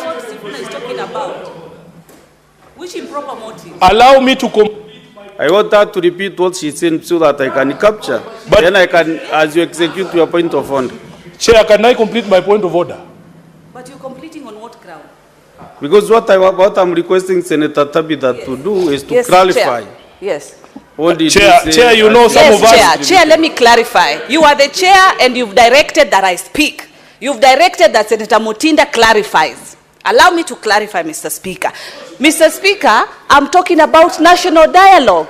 I'm talking about unity in this country. Is that true, Mr. Speaker? Young people have lost their lives, Mr. Speaker. It is sad. We are still mourning, Mr. Speaker. And I think you've directed and said, let us move away and have a motion. I agree with that, Mr. Speaker. I respect that. Allow me to conclude, Mr. Speaker, as far as this is concerned. I want to state and say, EACC, Mr. Speaker, should enforce strict compliance with accountability, Mr. Speaker. As soon as we adopt this report from the Devolution Committee, as soon as all is done, within 30 days, Mr. Speaker, then this should also be enforced, Mr. Speaker. Mr. Speaker, you know, I didn't know people like my shoes that much because everybody is noticing that I have shoes or not. With those many and few remarks, Mr. Speaker, I do support. Honorable Senators, I have a communication to make on visiting teachers and students from St. Peter's Boys Mumias Primary School in Kakamega County. Honorable Senators, I would like to acknowledge the presence in the public gallery this afternoon of visiting teachers and students from St. Peter's Boys Primary School in Mumias Primary School in Kakamega County. The delegation comprises of 14 teachers and 334 students who are in the Senate for a one-day academic exposition. Honorable Senators, in our issue tradition of receiving and welcoming visitors to Parliament, I extend a warm welcome to them, and on behalf of the Senate and on my own behalf, wish them a fruitful visit. Thank you. Senator Sifuna, can you welcome the visitors from Mumias Primary School, St. Peter's Boys Mumias?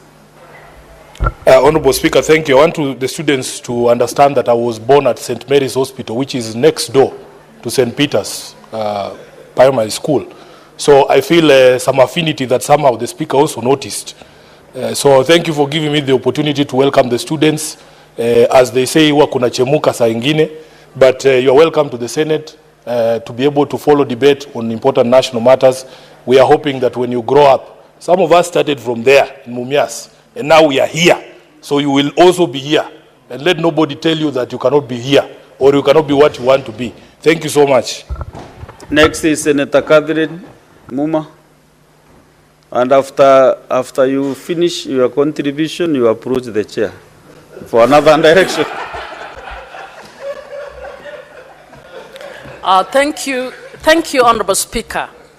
And Honorable Speaker, I'm a member of the Devolution and Intergovernmental Relations Committee, and I stand to applaud Mr. Laban Omusundi for his very progressive petitions to this House and to Parliament, petitions that are actually very momentous and very relevant to the times of our country or our nation at the moment. Mr. Speaker, the issues raised by Mr. Laban Omusundi in terms of barring the use or the appending of personal images and names on public projects is an important issue that is at the core of the values and principles of the Constitution. Mr. Speaker, to be precise, Article 10 requires that the governance system in this country shall be accountable and shall be transparent. Mr. Speaker, Chapter 6 has very key provisions that on leadership and integrity, and when it comes to responsibilities expected of leaders in this country, Article 73(1) requires that leaders shall be honest in the execution of public duties. That is 73, subclause 2C1, that leaders shall be honest in the execution of public duties. Mr. Speaker, when I am advanced or I use public resources to develop a project and then I call it a Catherine Muma project, that is clear evidence of dishonesty. Mr. Speaker, so those who are currently appending their names on public projects are in violation of Chapter 6 of our Constitution. Mr. Speaker, Article 75, 1B is also relevant on this matter. It talks about the conduct of state officers and requires that state officers shall not compromise any public or official interest in favor of personal interest. Mr. Speaker, when I take my picture and take my name and append it on a classroom built by public resources that I have some supervision over, Mr. Speaker, I am compromising public interest for personal gain. And how do I do so? I want those in the public to believe that I am the one who has done that, usually so that they can elect me at the next election. Mr. Speaker, it's a violation of Chapter 6 of the Constitution in clear terms. Mr. Speaker, what Mr. Omusundi raises, and I told him when we were doing public participation that the only thing I regretted about his petition was the fact that he was restricting it to governors and MCS. This is a petition that actually touches on all, both national and county government officials, including those of us in the Parliament who, when executing projects implemented with public resources, we have fallen into the trap of appending our pictures and our names and making the public imagine that we are the ones funding those projects. Mr. Speaker, I believe beyond what we have recommended as a committee, and I would want to call Mr. Omusundi and others who would go for public interest litigation, that any public officer who actually appends their name on public projects should, on the basis of the articles that I have just read, be barred from standing for public office. In fact, they need to be barred from holding any public office.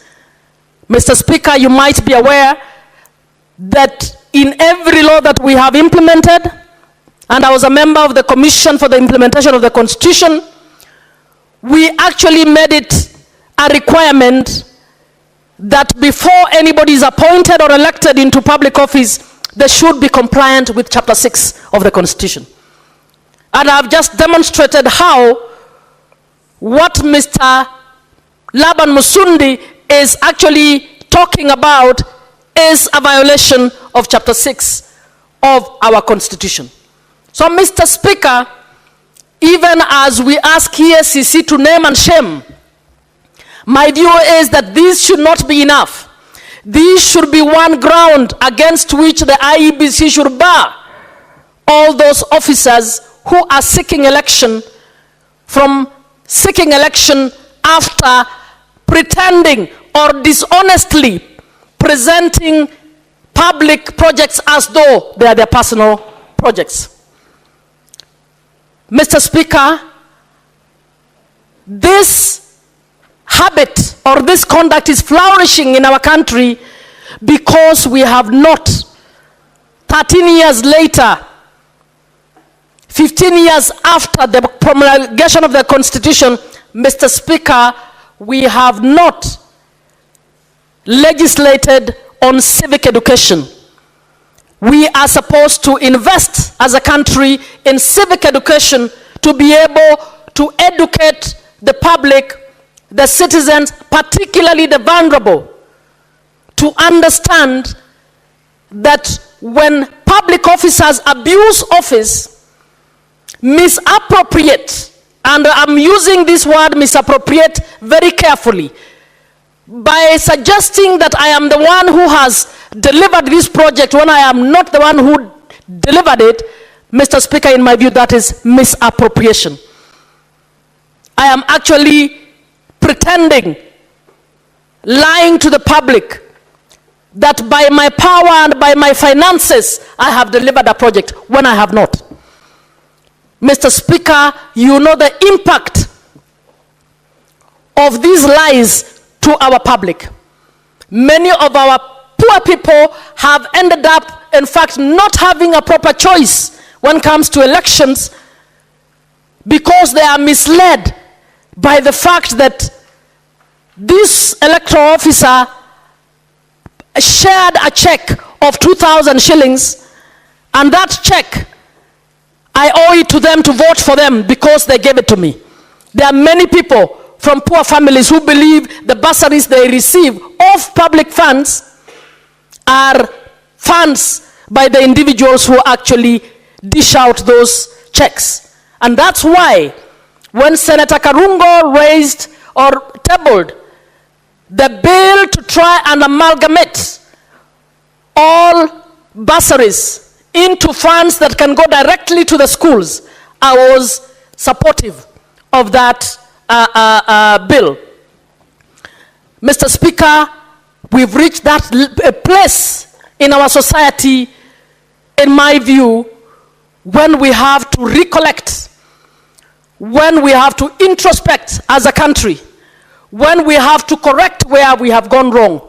And one of the ways in which we have gone wrong is to misappropriate our offices, particularly as elected leaders, to actually mislead society that the resources of this nation are our resources and we can dish them out in our name, we can dish them out as we wish. Mr. Speaker, because of that, corruption has gone to high heavens in terms of the instances. So, Mr. Msundi, you have actually brought a very good petition, a petition that is actually should be taken seriously, a petition that should be listened to, and in my view, a petition that all Kenyans of goodwill, those in civil society, those listening, the citizens who care to understand what the Constitution is saying, those of us in elective offices, those in appointive offices, should understand the need to separate public interest from personal interest. Mr. Speaker, as we move forward, I'm wondering whether it is more legislation that we need. We need our institutions, and Mr. Speaker, we have so many Chapter 15 commissions in this country that can actually assist us to implement some of these issues. We are asking that we have enough people willing to move petitions, like Mr. Musundi has done, willing to go to court, willing to move to the Commission on the Kenya National Commission on Human Rights, but Kenya National Commission on Human Rights, the National Gender Equality Commission, the CAJ can, on their own motion, be able to actually take on some of these issues and move them to their logical conclusion. So even as I sit, Mr. Speaker, I am glad that members of this Senate have taken this report seriously. I am glad that they have taken Mr. Omsundi's petition seriously and debated it at length during this time when, in my view, the country needs to redirect itself in order to get back on track from tens of years of nurturing a bad habit that may very well throw us off the cliff. Mr. Speaker, I hope our students who are learning will also understand that this is important. As you grow up, you need to know that the fact that an MP has given you a bursary does not mean it is their personal money. It is money that has been appropriated by Parliament for purposes of education, and they need to be doing so humbly, indicating that we received so much in terms of the kitty of bursary, and this is how we have deployed it. Those who have done it well, Mr. Speaker, have usually allowed the public to determine for themselves who is the most needy, and they have openly shared. So what Mr. Msundi has raised is, as I began by saying, is a matter of accountability. We can't account if we say public money is our money. We can't account if we even have the arbitrary decision to be able to say, because this village largely voted against me or for my opponent, this village will not get this particular service. The day we get to that level where nobody will know, the public or the villagers will just know that we have so many millions for a road, and we want to know whether that road is worth the millions that were allocated for it. When we move to that level and start understanding what costs what, we will have less misappropriation both of our offices and of the public funds that are assigned to our offices or that are related to our offices.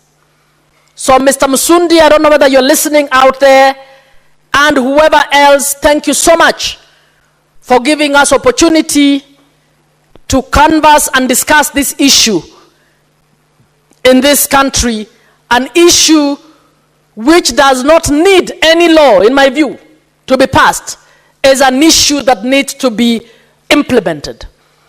And it's an issue that is important for policy for this reason. When I become governor and then we have Muma Care, Thangwa takes over, and because Thangwa heads Catherine, Thangwa decides, no, I'm moving away Muma Care, now it is Thangwa Care. When Asige takes over, Asige says it is now Asige Care. We don't even know what we are communicating.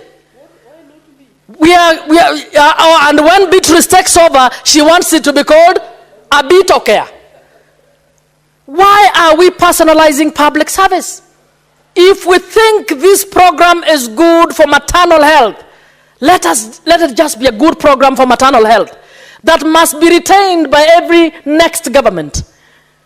We must not play around with services to our people where we decide this is about a mix for Catherine Muma, the next mix is for so-and-so, and that's what we have done with our education system. Every president who comes wants their variation of an education system.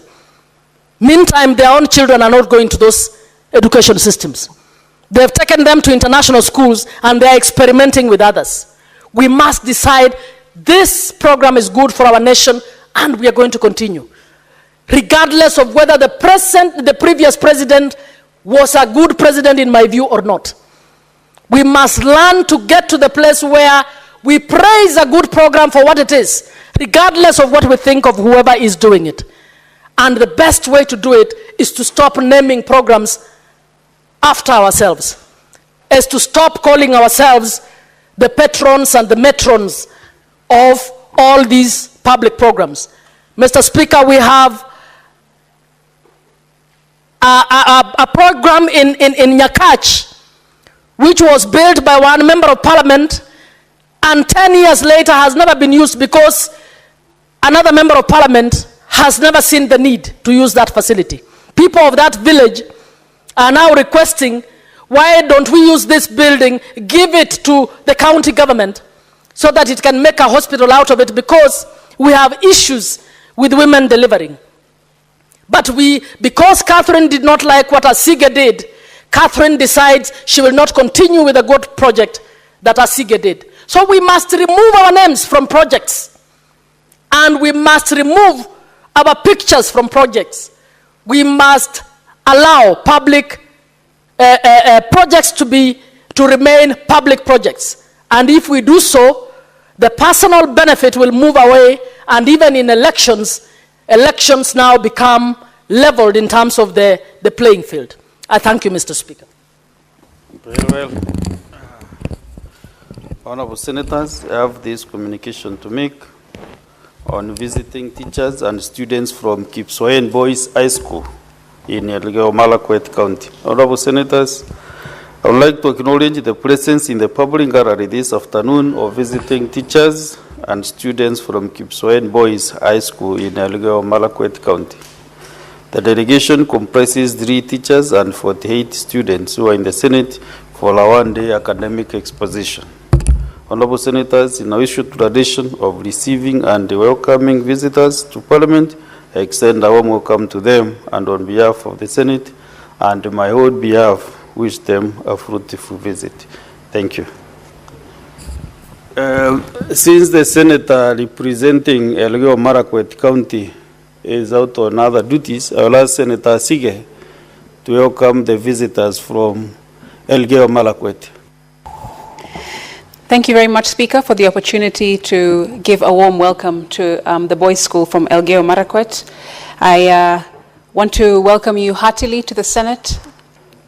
I'm hoping very much that you have an enjoyable visit, not just enjoyable, but also educational, and you get to meet and understand the mandate that we hold here in the Senate as members of Parliament representing your county and other counties across the nation. Mr. Speaker, as a young person myself here in the Senate representing youth, women, and persons with disabilities, because I also have a disability myself, which is visual, I just wanted to encourage the young men amongst us today that they can too be sat in the positions that we're sitting in, and I hope, because they are not the future generation, they are the generation for today. I hope and pray that they believe and see that they can change this nation. They can definitely give us a brighter and more a brighter future is what I mean, Speaker. I hope you make better decisions than some of our past legislators and maybe some of us might make here and there. We do make mistakes as well, but learn from us and do better than us in future. I thank you. Thank you, Senator Asige. Next is Senator Rangwa Paul Karungo.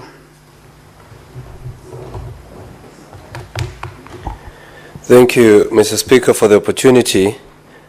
But before I give my contribution, I don't know which standing order, Mr. Speaker, prohibits this Senate from mentioning the public officers' names. The only thing it prohibits is discussing their character. Because, Mr. Speaker, we know the President is William Ruto. We know the CS for Interior is Kipchumba Murkomen. We know them by name. So by prohibiting us from just mentioning their names and their public officers, I think that is wrong, Mr. Speaker. Unless the Senate is not aware who the President my is. Guidance. I'm not. It has been said many, many times. I'm not challenging. This is not the first time.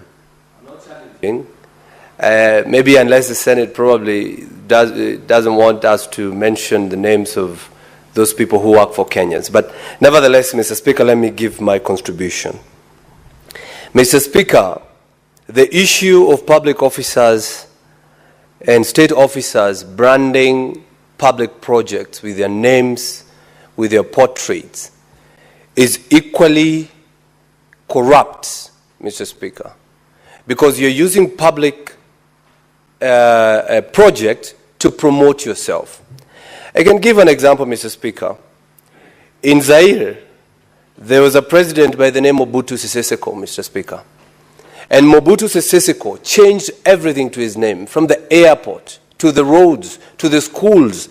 Actually, in that country, they were calling it Mobutuism, because he used to name everything his name, Mr. Speaker.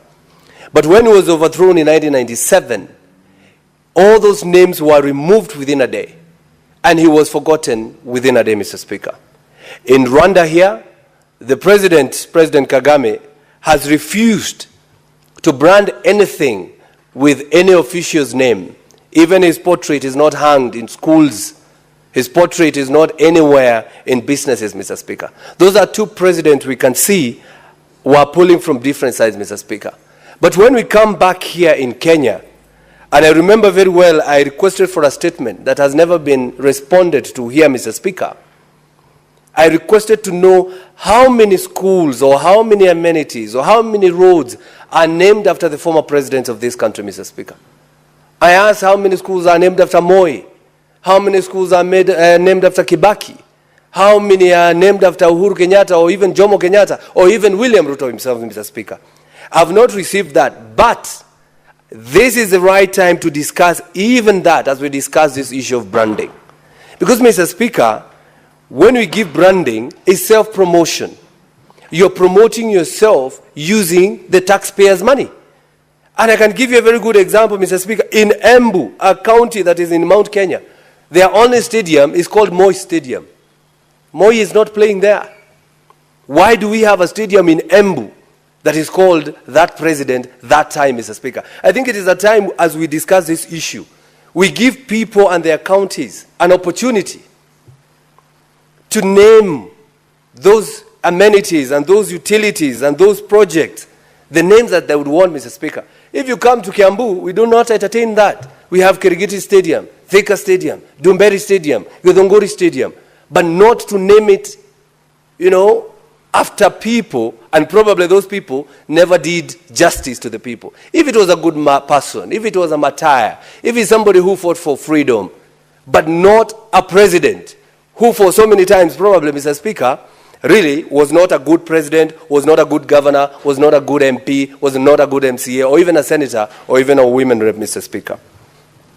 Mr. Speaker, if you look at the Constitution, and it has been quoted by the petitioner, Mr. Laban Omusundi, and he quoted his argument from Article 231 of the Constitution that says, Mr. Speaker, and I'll read, notes and coins issued by Central Bank of Kenya, he's talking about money, may bear images that depict or symbolizes Kenya or an aspect of Kenya, but shall not bear the portrait of any individual, Mr. Speaker.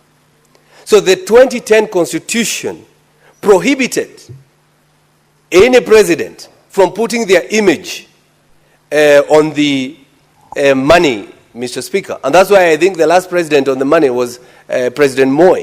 The few presidents, Uhuru, Kibaki, and Ruto, are not on our notes because the law had seen this, Mr. Speaker, self-promotion, idolizing yourselves.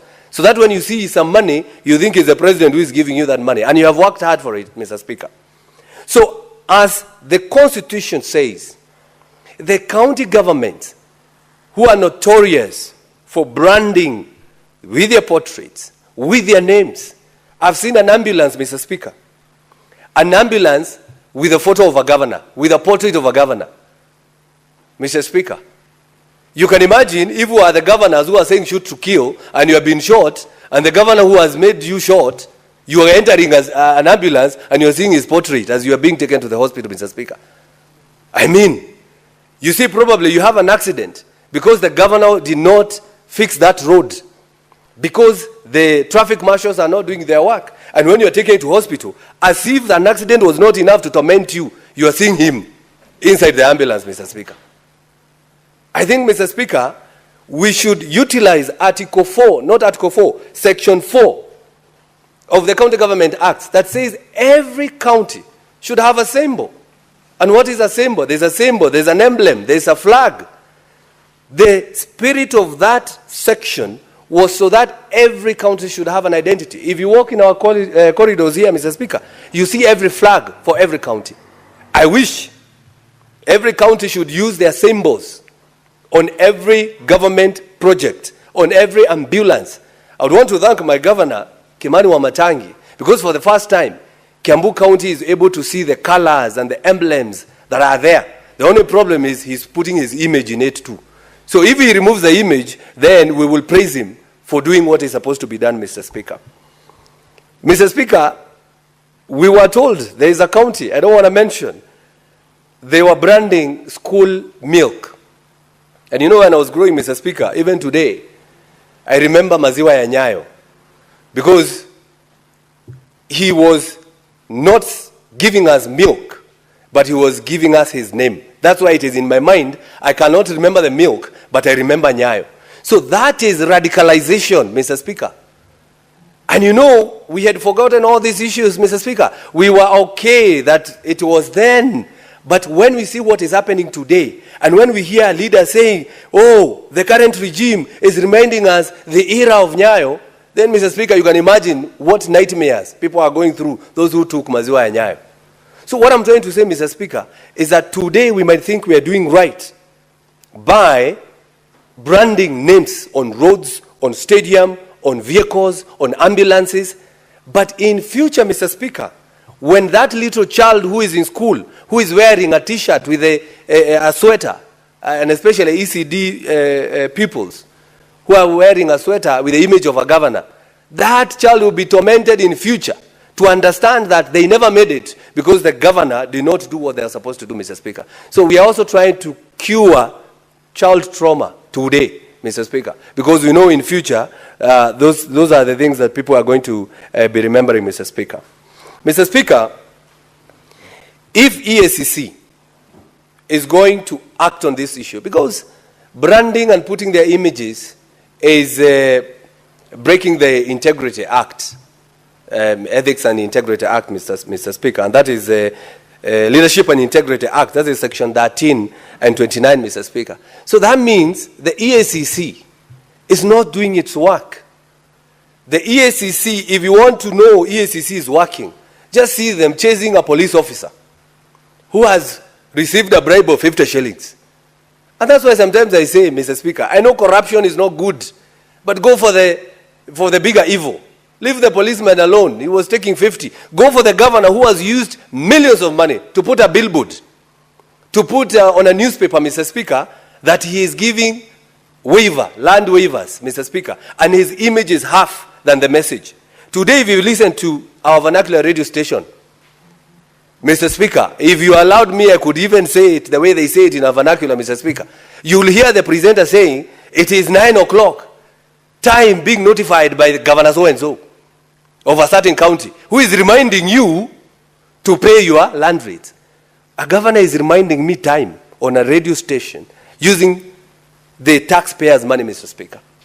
And it is happening every day, every moment, 12 times a day. So you can see what they're doing with our minds, Mr. Speaker. That is radicalization. So you think the governor is giving you a waiver. He is not. Actually, the law is very clear. There is no governor who gives land waivers. It is the CEC Treasury or the CEC Finance. Those are the only one given opportunity by the law to give land waivers. Not a governor, not anyone, Mr. Speaker. And so we do not understand why they put their images. You know, and some of those images are not attractive. You know, when you're told to pay a fine, and you're looking at that person or that image, Mr. Speaker, sometimes you get depressed. So can they put the logos and emblems of our countries, Mr. Speaker? Mr. Speaker, when we talk about the misuse of funds, as I conclude, when you see a governor putting the portrait on an ambulance and probably at the gate, probably welcome to this county, and I know I have gone to Meru, and when you go to Meru, you pass Embu and you pass Kirinyaga, and you will see some of the portraits on welcome to so-and-so county. And you'll see the image. Mr. Speaker, what that tells you, it tells me to stop thinking about, and I'm giving this as an example, it's telling me not to think about the people of that county. Start thinking about that governor. Start thinking about that person, rather than the heritage, the homecoming, hospitality, the good, social behavior of that particular county, Mr. Speaker. Because if we do not stop the governors from doing this, then we will confuse our people. Governors, as we have been told here by Senator Muma, they call it so-and-so care. So-and-so care. You know, we don't care, Mr. Speaker. We don't care about what name is on that project. What we care about is you're using taxpayers' money, so do not put your name in that project, Mr. Speaker. And this should cut across to even the members of parliament. You use CDF, but you put CDF. And when you put CDF block, you say under the patronage of, you put your name in there, Mr. Speaker. I mean, when you put the year that it was built and say, we will remember who was the MP then, Mr. Speaker. Otherwise, if you put CDF project by this and this MP, then you should equally put the names of all the taxpayers' money, actually, because they paid the money. So they should have a bigger billboard to put all the 50 million names of Kenyan, Mr. Speaker. So with that, Mr. Speaker, I support. Senator Beatrice Akinyi. Honorable Speaker, I thank you for this opportunity to support this report. Honorable Speaker, just last week I was amongst the delegation at the pre-devolution conference in Homa Bay County, as was hosted by the Governor of Homa Bay and the Council of Governors. And Honorable Speaker, you should really have seen, and we continue to see, the kind of interest and the value our people attached to devolution. And so, Honorable Speaker, as I start making my presentation, I want to state to you, Mr. Speaker, sir, that devolution should work. Devolution must be made to work. And I also stated there that devolution must be made to work, and devolution should be supported by everyone else, including the national government sectors. Because, Honorable Speaker, when devolution works, we will then receive the equity in development that we are all looking forward to and all Kenyans expect from all over our counties. Honorable Speaker, as we talk about the branding of public projects with images of governors and members of county assemblies, Honorable Speaker, I sincerely would not really care about who brands what, whose picture is where, if all these projects are implemented, and when these projects that are initiated and branded are completed, Honorable Speaker. In most of our counties, Honorable Speaker, and in everywhere else, you see projects that have been initiated, brand pictures have been put, and yet the projects have not even been completed, Honorable Speaker. Honorable Speaker, these projects, as budgeted for by the executive and approved by the county assemblies, my main concern with these projects is that they must be implemented, Honorable Speaker. All over our counties, our people supported, and we supported devolution because we wanted services closer to our people. We wanted projects taken to all the wards and down even to the villages so that we would achieve the equity that we are talking about. And that is why I say, Honorable Speaker, that I may not care so much whose picture is where. If only those projects would be implemented and completed and would be in use by the people of Kenya, then I would be a very happy senator seated here, Honorable Speaker. The other concern that we have with the projects down there is the issue of duplication of projects. Honorable Speaker, like on the roads projects, you have projects, some of them when you go to the ground, some of the projects, the CARA says they have done them. That is a national outfit. The counties are also saying, claiming they have done those roads. And Honorable Speaker, that is what really should concern this Senate.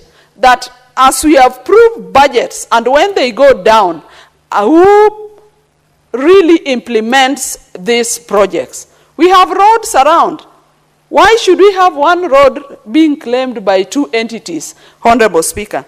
And so, Honorable Speaker, that is really what would really concern me. When you come to the branding of the vehicles, Honorable Speaker, traditionally we have grown in this country and we have always known that the red number plate shows it is a mission vehicle.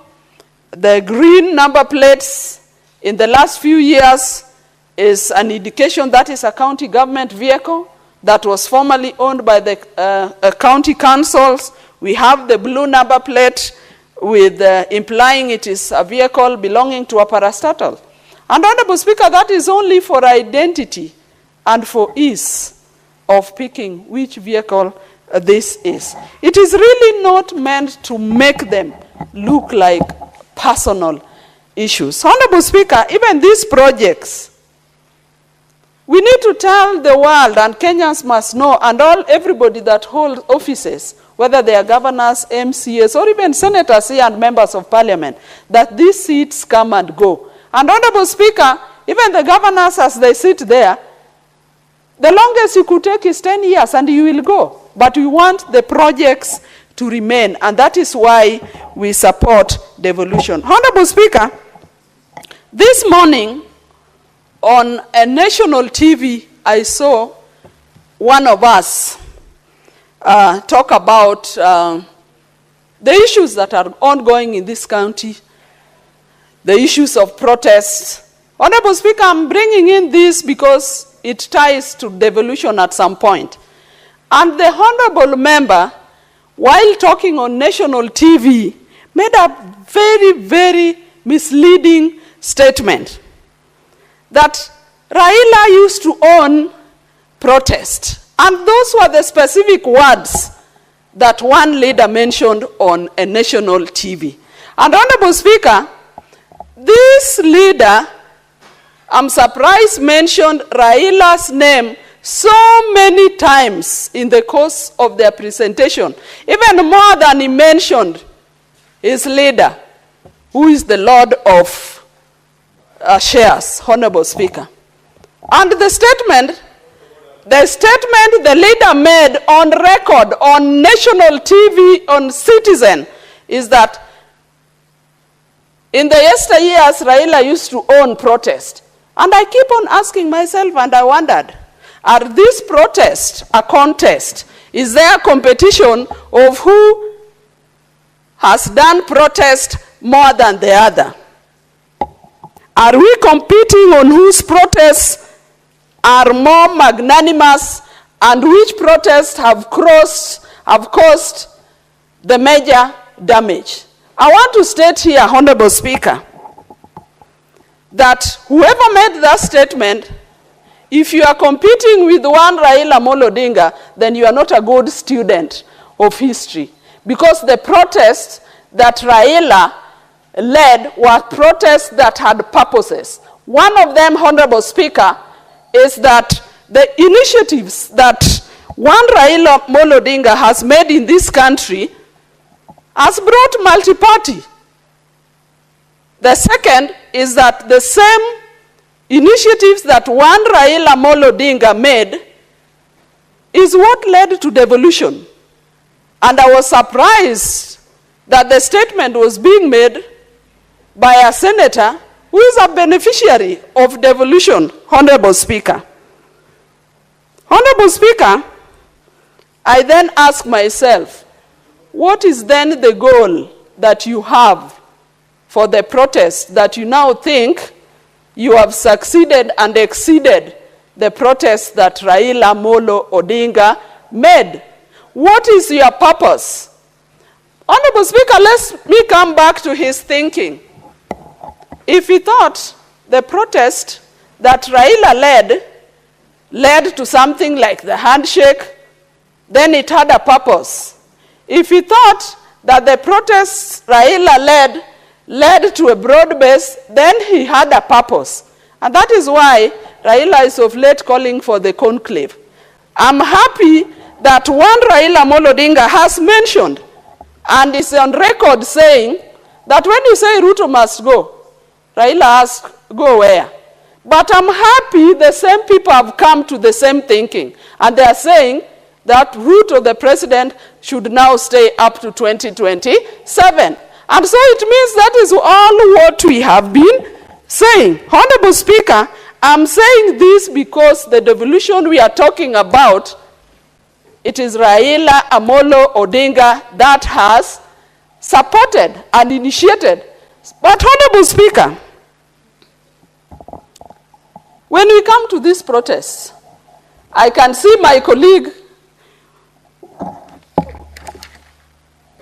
is signaling me that he needs some time. But I want to say that I have 20 minutes and I will use it successfully up to the end of the 20 minutes. Honorable Speaker, I also had a video that is documented. When a honorable leader in this country wishes Raila death, I want to say shame on you. Shame on you 10 times. Senator Beatrice. Yes, Honorable Speaker. I want to remind you of the provisions of Standing Order 120 so that you confine your contributions to the motion that is before the House, and in reference to a specific issue like what you have said, make it to be within the relevance of the motion that we have, so that we utilize appropriately these standing orders as well as the time of the House. Thank you, Honorable Speaker. I'm guided. Honorable Speaker, what I was saying is, why should a leader wish a magnanimous leader as Raila Amolo Odinga or anybody death? Honorable Speaker, may I relate to you a story as I wind up? One time we had a by-election in Homa Bay County, and one leader indicated that one of the contestants was an old man that would take people to a by-election soon. Honorable Speaker, I want to tell you that the next day we lost that same person who made that allegation. And that old man he was referring to, 7 years to date, is still alive. So life is a matter of, is on God, and it is God that gives life. Honorable Speaker, as I wind up, I want to tell our leaders that let us be responsive. We only have one country that we all have a duty to protect. We only have one country, and we must lead by example. Honorable Speaker, I support this petition, and I want to laud the petitioner, and I want to say that Kenya is indeed a democratic country that gives everybody space to bring their issues up, and I want to say that I support. Thank you, Honorable Speaker. So, Honorable Speaker, I leave my minutes because my colleague really needs to to make some point. Thank you, Honorable Speaker. Senator Murango James Kamau. Asante sana Mstahiki Speaker kwa kunipa hii nafasi ili niweze kuongea na niweze pia kuunga mkono matamshi ambayo wenzangu wametoa leo kuhusu mchakato mzima huu na ombi ambao limeletwa mbele ya Seneti kuhusu maandishi ambayo yanaandikwa na baadhi ya magavana wanapojenga barabara, wanapojenga choo na wanapojenga vitu vingine. Akushangaza Mstahiki Speaker ni kwamba hawa magavana wanapojenga makafani, kwa kimombo mortuary, haweki picha zao. Na sijui kama ni sanctifier kwa wote ama inakuwa kwa kusudi, kwa sababu kama maendeleo. Na kwa hivyo Mstahiki Speaker, utakuja kupata ya kwamba na sio magavana peke yake, hata pia tunasema wabunge wa bunge la kitaifa, unapata barabara inapojengwa ile kibao ambacho kinawekwa katika ile barabara ama kitu chochote ambacho kimefanyika ni kubwa na dhamani yake ni kubwa sana kushinda zile fedha zimetumika katika kufanya ile maendeleo ambayo iko pale. Na kwa hivyo Mstahiki Speaker, ninapopita hapa nikija katika bunge la Seneti, kuna bendera nyingi za kaunti zote 47 na zote kila bendera iko na alama, iko na nembo ya kaunti zote 47. Na kwa hivyo kama ni kutofautisha, ni rahisi sana kutumia zile nembo ambazo zimepitishwa katika mbunge la gatuzi kama alama ya maendeleo ambayo wanafanya katika gatuzi zetu, Mstahiki Speaker. Lakini Mstahiki Speaker, kuna baraza na magavana. Magavana wote wanafanana, ni binadamu, wengi wanaongea pamoja. Na kwa hivyo nitasema kwamba hatuwezi kuchinja mbata kwa kosa la kuharisha. Mbata wote huharisha, Mstahiki Speaker. Tunachofaa kufanya sisi wenyewe ni kutunga sheria, Mstahiki Speaker. Tunapomlaumu Ndombi kwa kosa la kutakasa kanisi na weusi ni rangi yake, nadhani tutakuwa tunaongea lakini hakuna kitu tunafanya. Sisi kama bunge la Seneti ndio tunafaa kukaa chini na kutunga sheria na kuhakikisha ya kwamba gatuzi zetu zote haziweki picha za mtu binafsi kwa sababu amefanya maendeleo ambayo anafaa kufanya. Mstahiki Speaker, Mstahiki Speaker, gavana anapotumia fedha za umma anaweka kibandiko kikubwa kinagharimu pesa mingi kuonyesha kwamba amefanya kazi, ni sawa tu na kuzawadi samaki kwa sababu ameogelea. Na tunajua kwamba samaki wote ni kawaida yake kuogelea. Na wale ambao tunapitisha fedha hapa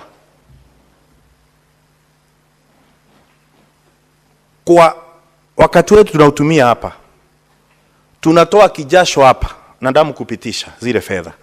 Kama saa hii tumeng'ang'ana, kumekuwa na kamati ya uwiano ili kuhakikisha kwamba magavana wamepata bilioni 415.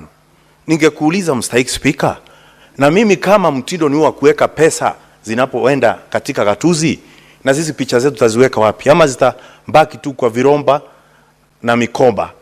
Kwa sababu sisi tunapitisha pesa, hatujapewa uwezo wa kikatiba kwenda kukaa pale na kubadilika picha zetu. Mstahiki Speaker, ningependa pia niwaambia kwamba hii Seneti tunaongeanga lakini hatusikizwi. Lakini Mstahiki Speaker, umuhimu wa makalio hujulikana wakati umemea jipu. Wale magavana wakati wanapopata shida ndo wanajuanga Seneti iko. Lakini saa hii tunapopitisha pesa, wakati tunaongea mambo ambayo hayafai, kuliko tukae chini tuvalie juga jambo hili na kusikizana ya kwamba kuna mambo ambayo si mazuri kufanya katika gatuzi zetu, bado sisi wanatuchukulia tu kama mbwege. Lakini siku inafika wakati watakuja kuingia 18 zetu, na ndipo unaona wengi wakiliwa wanapigwa swaga, Mstahiki Speaker.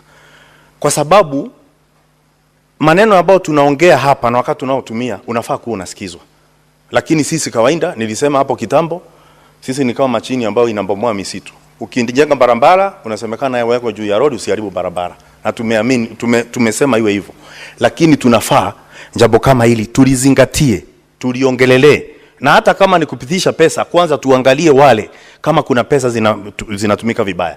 Ukiangalia ripoti ambayo ni ya mkaguzi wa hesabu, Mstahiki Speaker, na mimi ninasema kwamba siwapi magavana wosia, najua mimi sio mnasibu, lakini ninaongea hapa najua wale walionituma hapa pia wanasema hivyo hivyo. utapata ya kwamba fedha nyingi zinazopotea ni kwa mabango ambao inawekwa picha. Mimi nikiona picha ya gavana imewekwa katika mbango, kuna kitu moja inanikumbusha ya mstahiki Speaker, kwamba katika nduka wakati unataka kuua mbu, utapata kuna dawa inaitwa Doom kwa kimombo. Inakuanga imechorwa mbu, inaenda kuua mbu, haikuangi na manufaa kwa mbu. Hivyo vibango ambazo zinawekwa na mangavana katika maendeleo ambayo inafanywa mwananchi na pesa ya umma, haikuangi na maanisha kuna mambo mazuri, mambo yote mazuri inafanyika kwa katika katu zetu, mstahiki Speaker. Lakini gavana anapoletwa hapa, kwa sababu afuati tunayosema, ashajua kwamba dunia ni gunia, tofauti ni herufi moja, ndio unaanza kusikia akilia, unaonewa, unafanywa hivi. Mstahiki Speaker, na ndio wakati mwingi katika maombi yangu, kwa sababu mimi ni mlokole, kwa sababu naamini ya kwamba sijafanya mambo mengi mazuri kuwa malaika, lakini pia naamini ya kwamba sijakosea sana kuwa ibilisi. Naambianga Mungu atuepushe na mbangi na viromba za ugoro, kwa sababu maneno ambayo inafanywa wakati wengine na viongozi ni maneno ambayo hata wewe huwezi fikiria. Unapita katika shendi za mbonda katika mali imetoka katuzi zangu, kitu ya kwanza kuona ni picha kubwa ya gavana. Mstahiki Speaker, bila kupoteza wakati, najua kuna mwenzangu anataka kuongea, ningependa kuanjuza wale wananchi ambao wako katuzi, niwaambia kwamba ukiona mbango limewekwa mahali, hiyo ni kumbukumbu ama unakumbushwa kwamba kuna kitu imeimbiwa. Mstahiki Speaker, hebu nipeane falsafa moja ya mbweha na simba. Wakati mmoja, mstahiki Speaker, simba alimshika mbweha na akamwambia nitakukula kama utaniletea kitu kingine ya kula. Mbweha akasema nitakuletea, tena sio saizi yangu, nitakuletea kitu kinono na kikubwa ambao utakula siku 2-3. Akaenda kwa punda, akamwelezea punda ya kwamba simba na wanyama wote kwa msitu wamekumbaliana kwamba huku polini wewe ndo kiongozi, na kwa hivyo unaitwa na simba. Alipofika kwa simba, kitu ya kwanza simba alifanya ni kumrukia, akamngata mkia ikakatika, punda akakimbia akipiga mayowe. Akafatwa na mbweha, akaambiwa, wewe kwani wewe mjinga, wewe baradhuri, mbona unakimbia? Simba amemkukata mkia ili uweze ukalia katika kiti ya enzi, uwezi kalia na mkia, ndio simba akakukata mkia. Punda akarudi na upumbavu wake kwa simba. Simba akamrukia mara ya pili, akamkata masikio, akatoroka tena kwa mayowe, akafuatwa na mbweha. Mbweha akamuuliza, wewe jua, wewe mjinga, ujui simba amekukata masikio ili ile kofia ya enzi iweze kutoshea katika kichwa yako? Kwa nini unakimbia? Mwishowe wakati alirudi akaliwa na simba. Simba akamwambia mbweha, sasa kwa sababu umefanya kazi yako, nenda kamchinje, alafu unilete maini, moyo na akili yake nikule. Mbweha alipoenda kuchinja punda, akakula akili yote, akaleta maini na roho kwa simba. Simba akamuuliza, mbona umeleta tu maini na roho, wapi akili? Mbweha alimuuliza, wewe mfalme, huyu punda ana akili? Unaona wewe alikuwa na akili yote wewe? Kama angekuwa na akili ndani ya kichwa yake, angerudi mara mbili, umkate masikio, umngate mkia na arudi tena hapa. Kwa hivyo nasema ya kwamba kuna mambo ambayo watu wanaambiwa, na wengi wanapiga makofi katika watu zetu kwa sababu wanaona kama kazi imefanyika. Lakini mstahiki Speaker, hiyo watu wanabebwa na kuchukuliwa kirahisi kama bei ya chumvi. Nikimalizia, mstahiki Speaker, hebu niongee kidogo kuhusu sheria ambazo zinatoka mahali pengine na kuja ukiniruhusu, kwa sababu nadhani zinaambatana. Mstahiki Speaker, tunafaa saa hii tuwe waangalifu wakati pia tunapitisha sheria, iwe ya gavana ama ni sheria yote ile. Mstahiki Speaker, sheria zingine sasa mtu akiziangalia, mtu unaanza kuweweseka, nywele shingoni zinaanza kuniamuka, kwa sababu ukiangalia wakati sheria tunapopitisha venye zinaenda kutumika, lazima tuwe iwe sambu tumelifanya. Kwa nini nasema hivyo, Mstahiki Speaker? Sheria zinapokuja hapa ni kama msumeno. Msumeno ukata mbele na nyuma, Mstahiki Speaker. Na kwa hivyo wakati tunapitisha sheria ni kwamba tunatia ukali katika msumeno. Na sahau kwamba ule msumeno siku moja huenda ukaja kukata msitu tunaojificha kama viongozi tuachwe tukiwa tunaonekana uchi na kila mtu. Mstahiki Spika, hapo awali mwaka 2012 kuna sheria ilipitishwa ambayo ilikuwa inaitwa POTA. Kwa kimombo ni Prevention of Terrorism Act. Mimi sikuwa katika mbunge hili. Na kuna zingine zitaendelea kuja. Na kuna zingine najua shafika hapa. Zile sheria lazima tujue ya kwamba tunazopitisha na mali zinaenda kutumika, zitatumika zinapofaa kufanywa. Kwa sababu Mstahiki Spika, leo nimetoka mahali ambapo kuko na watoto 11 ambao kwa chini ya miaka 17. Na jaji ameamua kwamba wanafaa kuachiliwa, lakini wamewekwa pamoja na watu wazima. Sheria ambazo zinafaa kufuatwa ambazo ni rahisi zinatutia aibu. Unashikuja kushangaa hata mwenye kutuma watoto wandogo katika pamoja na watu wazima. Kwani hajui kwamba kuna sheria kuhusu watoto? Mstahiki Spika. Kwa hivyo ningesema ya kwamba ni vizuri tuangalie tunapopitisha sheria hata kama tunasema situngwe. Nikimalizia Mstahiki Spika, kipovu anapoanza kuona, kitu cha kwanza kutupa ni ule mkongojo ambao ameutumia kwa miaka mingi wakati alikuwa aoni. Na mimi ninasema kwamba tunapofanya kitu ya maana kama kupitisha fedha, maridhiano imefika, kitu ya kwanza kutemwa ni sisi maseneta. Lakini kwa nini sisi tunatemwa? Tumepewa kila kitu. Kweli kumbweka tunambweka vilivyo. Lakini swali ni lini tutaanza kuuma? Hiyo ndio swali kubwa Mstahiki Spika. Kwa sababu leo tunaongelea hili, tutanjadili lile. Na lile ninakwambia mwishowe tutakuja kuona bado mangavana, hata ukienda nyumbani mahali utakuja unapata tu picha za mangavana kila mahali. Lakini nimeuliza swali hapo awali, kama maendeleo ni maendeleo, kwa sababu kuku ni kuku, jogoni jina, kwa nini haweki picha zao katika makafani, katika mochari kwa kimombo? Kwa nini haweki picha zao huko? Watachagua tu mahali wamejenga ndaranja, mahali wamejenga barabara na zingine. Mstahiki Spika, ujue barabara inapowekwa kutengenezwa mwaka huu na kuwekwa hiyo kimbandiko kikubwa ambacho inawekwa siku ya leo, mwaka ujao ikiharibika hawakuji kuweka picha zao kwa ile kimbandiko waliweka hapo awali, wanaweka ingine ya pili pale. Sasa inaona kuna ubadhirifu na tunapoteza fedha nyingi sana Mstahiki Spika. Kwa hivyo ningeomba mangavana, kama ni lazima uweke picha zako, weka kwako nyumbani, huko ndio muhimu. Kwa sababu utendakazi wa serikali kuu na ugatuzi si mapenzi. Kama picha unataka kuweka, weka kwa WhatsApp. Ama uende uzitume kwa mtu ambaye anakupenda. Na sijui nani aliambia mangavana kwamba baadhi yao kweli wako na sura nzuri, lakini kuna wengine pia wako na sura nzito na wanarashimisha pia kuweka picha zao katika miradi ambayo hafai kuonekana. Kuna mmoja Mstahiki Spika, ako na sura nzito kama ile uji napewa na wako wa matane. Unapata alijenga shule ya chekechea na picha imewekwa mlangoni, kuliko kufanya watoto wanje watoto wanatoroka. Sasa umuhimu wa hizo picha zote Mstahiki Spika ni nini? Kwa hivyo mimi nitamalizia hapo ili wenzangu waweze kuongea. Naona Senator Medium ananiambia wakati huko karibu kuishi. Kwa hivyo Mstahiki Spika, nitaachia hapo ili wenzangu waweze kuongea. Asante sana Mstahiki Spika. Senator Mariam Sheikh Omar.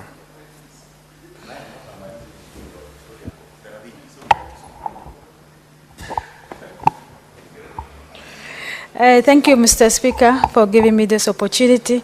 Mr. Speaker, I also support this report from Devolution Committee on the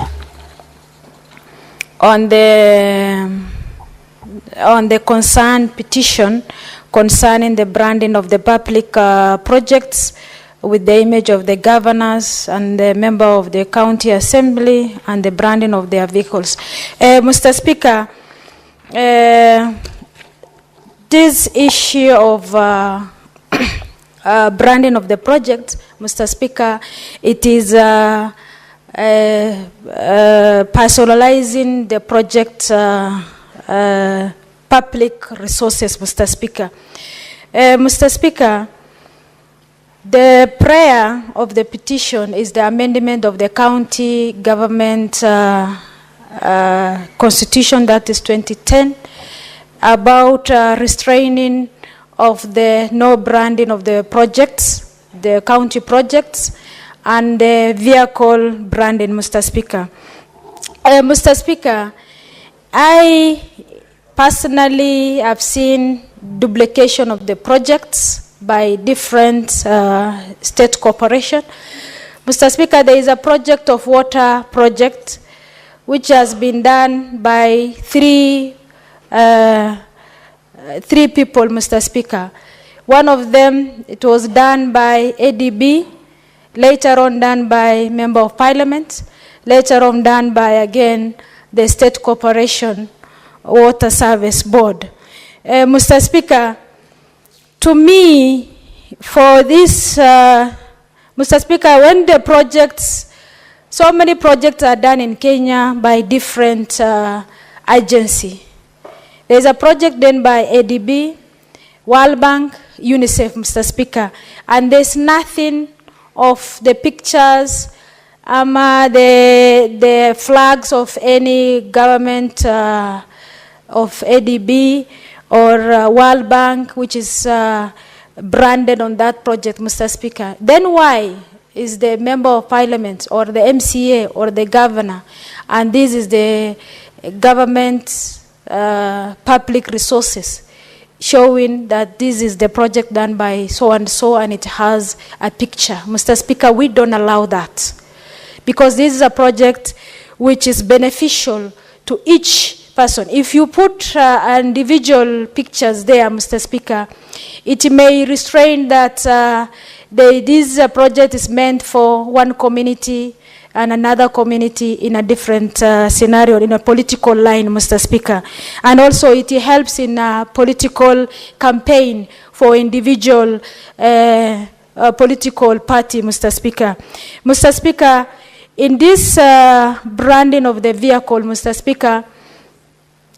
Speaker, the number plates of the government vehicles is different from private owned vehicle, Mr. Speaker. If we restrict ourselves on this number plates of the registration of the vehicle number, it is enough instead of putting an individual picture of the governor, Mr. Speaker. Mr. Speaker, as a senators, we have a fight for devolution to work, and devolution is working, Mr. Speaker. And in the end, I am also a member of Finance Department, and we have fight with our chair that we raise their shareable figure to 415, Mr. Speaker. So that means if we have added figure for them, does it mean they have to personalize the project they are doing? So in this case, Mr. Speaker, we have to, the ACCA, EAC, and the Auditor General, and also Controller of Budgets, collaborate, three of them, the three offices, to collaborate and also investigate on this, so that the integrity and the accountability of each office holders can be done, Mr. Speaker, so that this branding cannot be done for the vehicle and for the project, Mr. Speaker. Mr. Speaker, when it comes to this shareable figure of the equitable share, Mr. Speaker, the governors are saying these are flagship projects for him or her, Mr. Speaker. That show that is individually, he or she has personalized the projects and end up putting their pictures and they brand, Mr. Speaker. Let them not concern, when they are doing also this branding, Mr. Speaker, they are using public fund. That is a wastage of public fund, public resources, and that is, there is no materiality of the branding, Mr. Speaker. There is no money value on that line of branding, Mr. Speaker. Mr. Speaker, I have had so many members adding on this, and everything has been said, Mr. Speaker, but I support, and the prayers of the prayer of the petitioner must be done And the recommendation of the committees, they have strictly said there is amendments should be done. Mr. Speaker, when we do this, when we pass as a House this resolution, the county government, that is the county government amendment of the constitution of the county government, must be fast-tracked and done quickly so that this branding cannot be taking place within this, before the end of this term, Mr. Speaker. Mr. Speaker, with that or a few remarks, Mr. Speaker, I support. Thank you, Senator Mariam. Lastly, Senator Mohamed Chute. Thank you very much, Honorable Speaker. Honorable Speaker, allow me to support this motion. Being a member of the Devolution Committee, I also want to congratulate Mr. Laban Omusundi. Honorable Speaker, Laban Omusundi came before our committee. I don't think this is the first time. I've seen him bringing issues to the Senate on several occasions. Honorable Speaker, Laban Musundi is just a local person trying to help this country on his own way, using his money, transport to come to Nairobi, to buy food, place to sleep. And this is what we must encourage, because this person of the name Laban Msundi is using his own resources to try and help this country. Honorable Speaker, the issues he brought before our committee is something very fundamental. He was asking,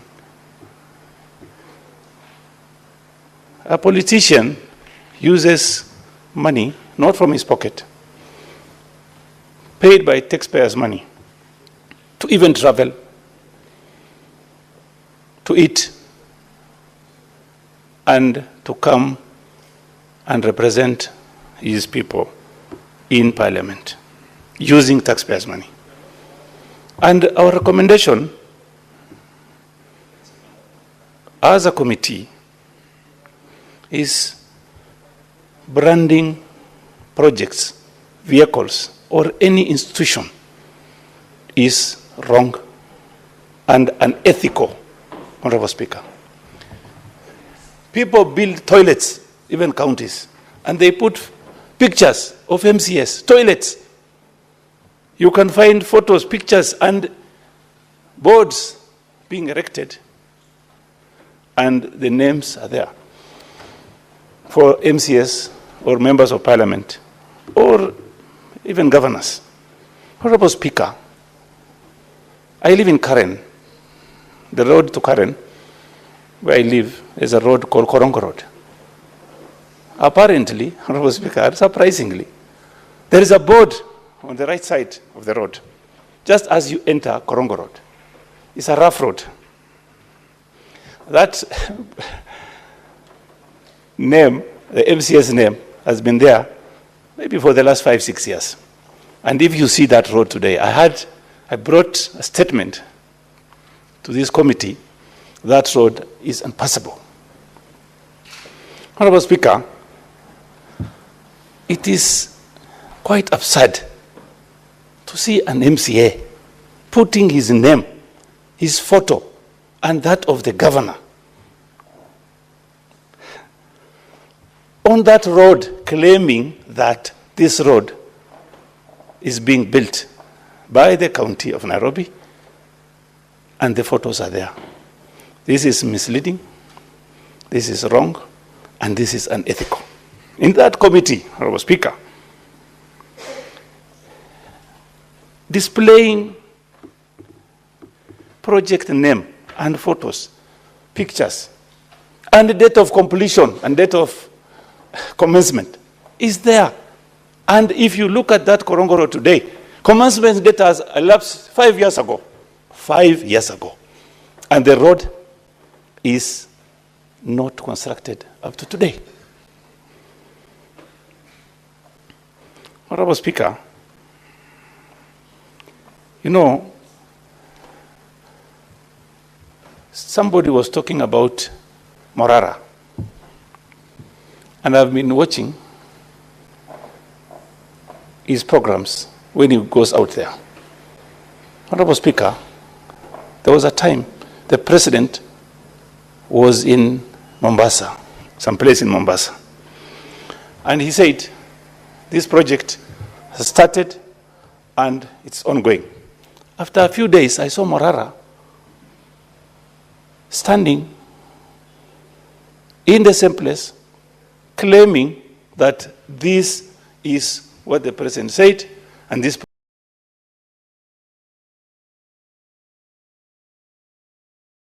project, there is nothing ongoing. Honorable Speaker, I know the president, he doesn't want to lie. He's trying his best to see how this country will move forward. He has got a vision, but the problem is there are people who are misleading him. In some instances, Honorable Speaker, you will find that the project has been initiated by even the former president, President Uhuru Kenyatta. And if you go there today, placards are there. The same road, nothing is happening. Honorable Speaker, you know, this Omusundi guy, I really, really would like to see one day this government should recognize this kind of a people. This man is bringing issues today. We are discussing in the Senate. And we have been going through, he came before our committee. We've had a discussion. And he came even before the Roads Committee, bringing issues. And I asked him, one time I asked him, who is funding you? He says, no, we have a group of people, but we are not getting anything from anywhere. So, Honorable Speaker, I think it is high time, as a country, we need to have an oversight body, a body that can be constituted by the president, that will look at issues being handled by the national government, their county government, and even the CDF programs, so that duplication of project should not be there. Honorable Speaker, I remember one time in Wajir, someplace in Wajir, the CDF did some work there. And then another organization, I think one of the parastatals, did, it's a pan. They wanted to do that pan in a place in Wajir. And then the MP then went there to inspect the project. He saw, he was told that this pan is here. Then he asked, where? Here, where? So he was told, where you are standing is where the pan is. He was standing in the pan. And then he asked them, please, don't tell me this pan is here where I'm standing, because there is no pan here. And the same pan, Honorable Speaker, was being claimed by two people, an organization, a parastatal, and CDF. That's why I was saying a committee should be instituted to look at the projects, all government projects, the projects that are being run or managed by the national government, the county government, and the CDF comes from taxpayers' money. So, if you have a team that can look at what has been done by the national government through a financial year, then the county government, and even the CDF, and also donor funding, so that duplication should not be there. Why do we have duplication, Honorable Speaker? We have duplication because somebody, somewhere, wants to steal money from the people of Kenya. And Omusundi is just saying, please, these are things that are supposed to be done by politicians. Then Omusundi comes and says, politicians, let me help you here. Don't brand vehicles. Don't brand projects. And I want to thank the committee I'm also in for bringing a very good proposal. And this proposal is going to help this parliament, the Senate, to pass this motion. Honorable Speaker, there is this issue about EACC. Some people have talked here before. If you can remember, I talked about EACC having problems. But today, the person who is in charge, Mr. Abdi, is now, I think, capable. Definitely he's listening to what the Senate is saying. And I believe that Abdi will take charge. And I hope that he's going to bring sense to EACC, and reputation of EACC will be now respected. Again, having said that, Honorable Speaker, interference from other sources are also giving problems of investigating and managing EACC. So interferences also should stop from any quarter, Honorable Speaker. The petitioner's prayers were asking us to amend the County Government Act 2012. And he's asking members of the County Assembly stop branding or putting their portraits, images, or names of public funded projects on the names of public funded projects, and I support that, Honorable Speaker. And he was talking about funding. The funded projects should be branded as courtesy of taxpayers' money of Kenya. I don't think that is very important, because if there is any project and this project is branded as constructed, built by the national government, that one is enough to show that it's being done by the taxpayers' money of Kenya.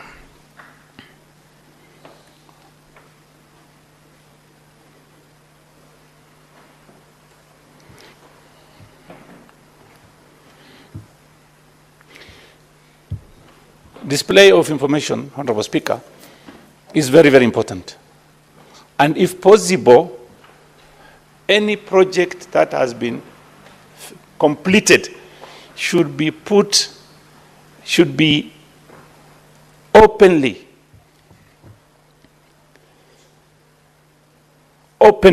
displayed. And the information on the display should show that this project was initiated on this and this date, on this and this month, and then this and this year, by which institution, and even project amount and completion date. Honorable Speaker, that way, I think and believe that the issue of duplication should not be there. Honorable Speaker,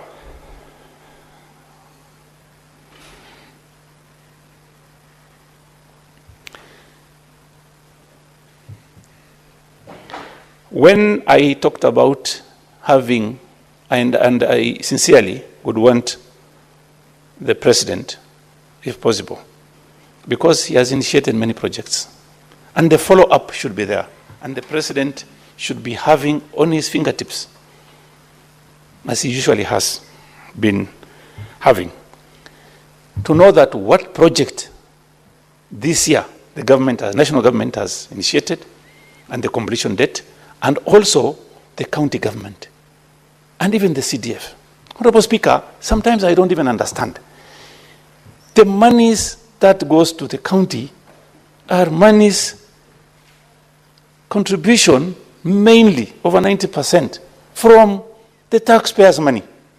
Sometimes it is like this is not money from the taxpayers. You might even think this money is the governor's money, his own pocket, from his own pocket. Sometimes people forget that this money belongs to the people of Kenya.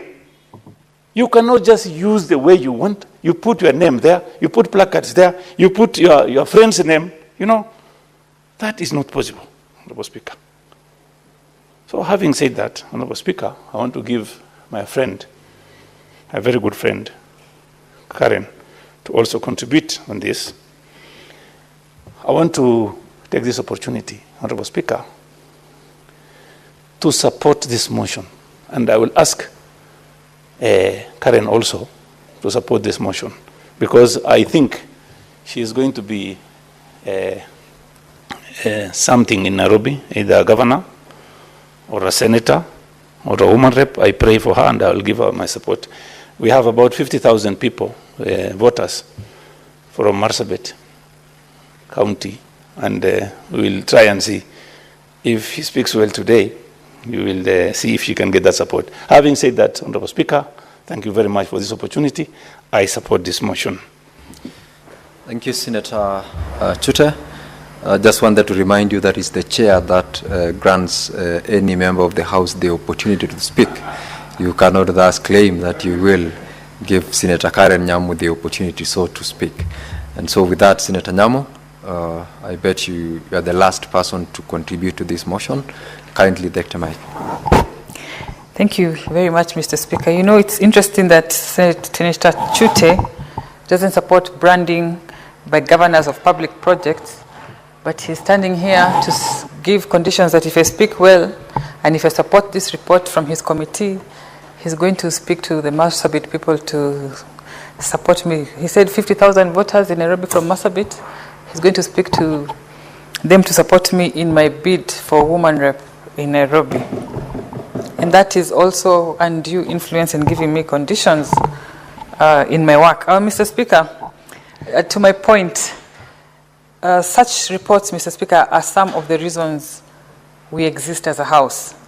This practice of branding public projects with personal images and personal effects has gone on for some time, for as long as I can remember. And it is not being practiced by governors only. It is being practiced by MCAs, because we know they have ward development funds across the wards. We also have the MPs in the National Assembly who have projects under the national government CDF, who also brand these projects with their images, Mr. Speaker. This really infringes in the non-partisan nature of government projects as they are, because government projects and public works are non-partisan, and they do not have to align with a sitting leader, in this case a sitting governor, because what that does, it alienates the people who do not identify with that particular leader. Those who think because they did not vote for him and his image is there, it alienates them from that particular project, which should be owned, which should create a sense of ownership across board, Mr. Speaker. Public funds should not be politicized. And we all know the kind of manipulation having your image on a project shows. It can be used for campaign. It can be used to measure your success. Yet, most of the time, you have nothing to do with the project. It is probably a projection that the county had done even before you got the seat, for example, and now you're taking all the credit as a governor to manipulate voters. You can even time it. You can delay a project and make sure you time it just before elections, because you know you're going to brand it your image and it's going to give you an undue advantage and an unfair advantage on the political competition, Mr. Speaker. And I know I'm the last speaker to speak on this, and so, well, we don't have the latitude of time, but I want to congratulate this committee for such a progressive report, and for the House for you almost unanimously supporting it. And these are the kind of changes that the people on the ground expect us to make. Because what, in effect, we are doing is we are leveling the playing ground between incumbents and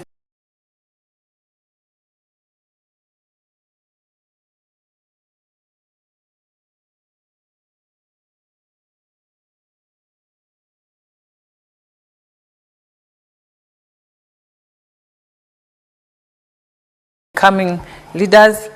And what that does for our political landscape, Mr. Speaker, is tremendous.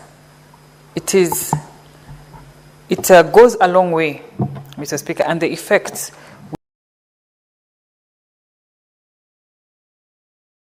will be felt everywhere. And with those few remarks, Mr. Speaker, I support, and I'm waiting for Chute to do what he said he would do when I support. Thank you.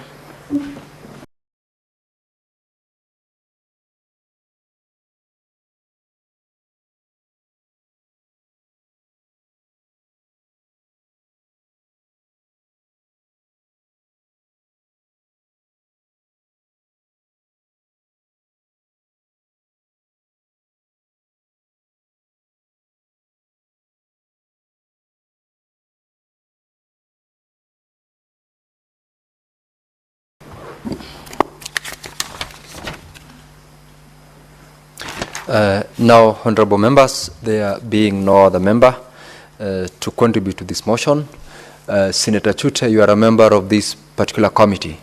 I do not know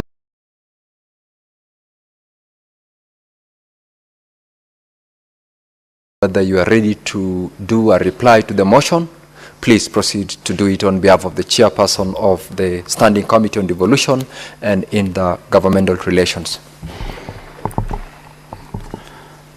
Thank you, Honorable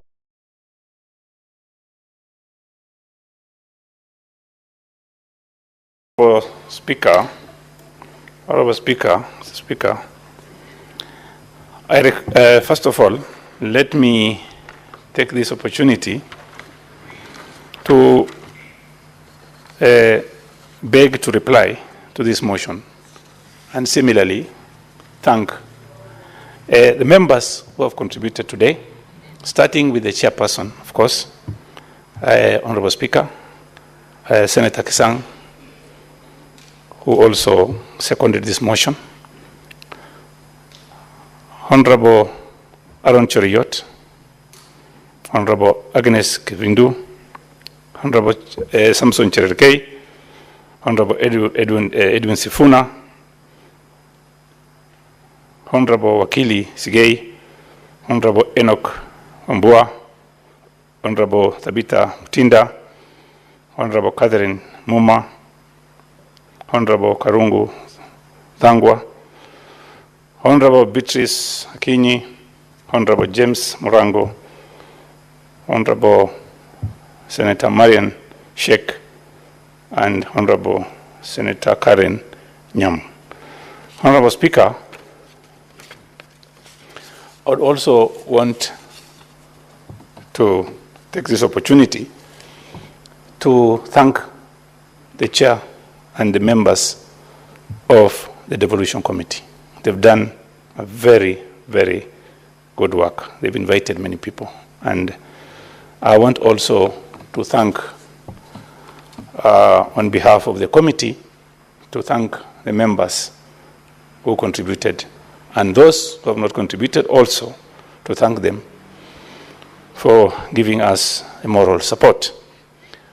Honorable Speaker, because of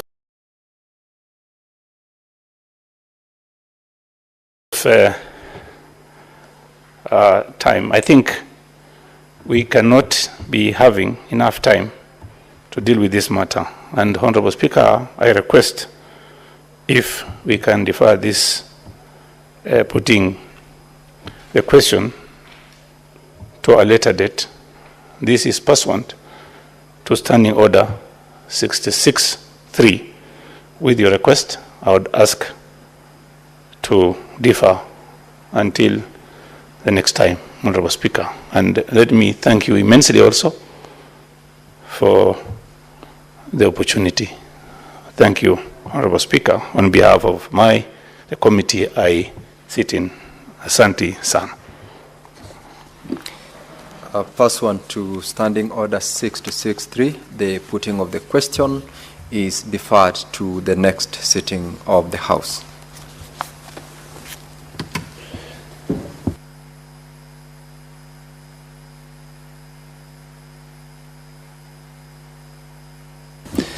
Now, Honorable Senators, we will go back to the order paper of the day, and having concluded debate on standing order, order number 12, order number 10, 11, order number 13, order number 14, all the way to order number 22 are hereby deferred to the next sitting of the House.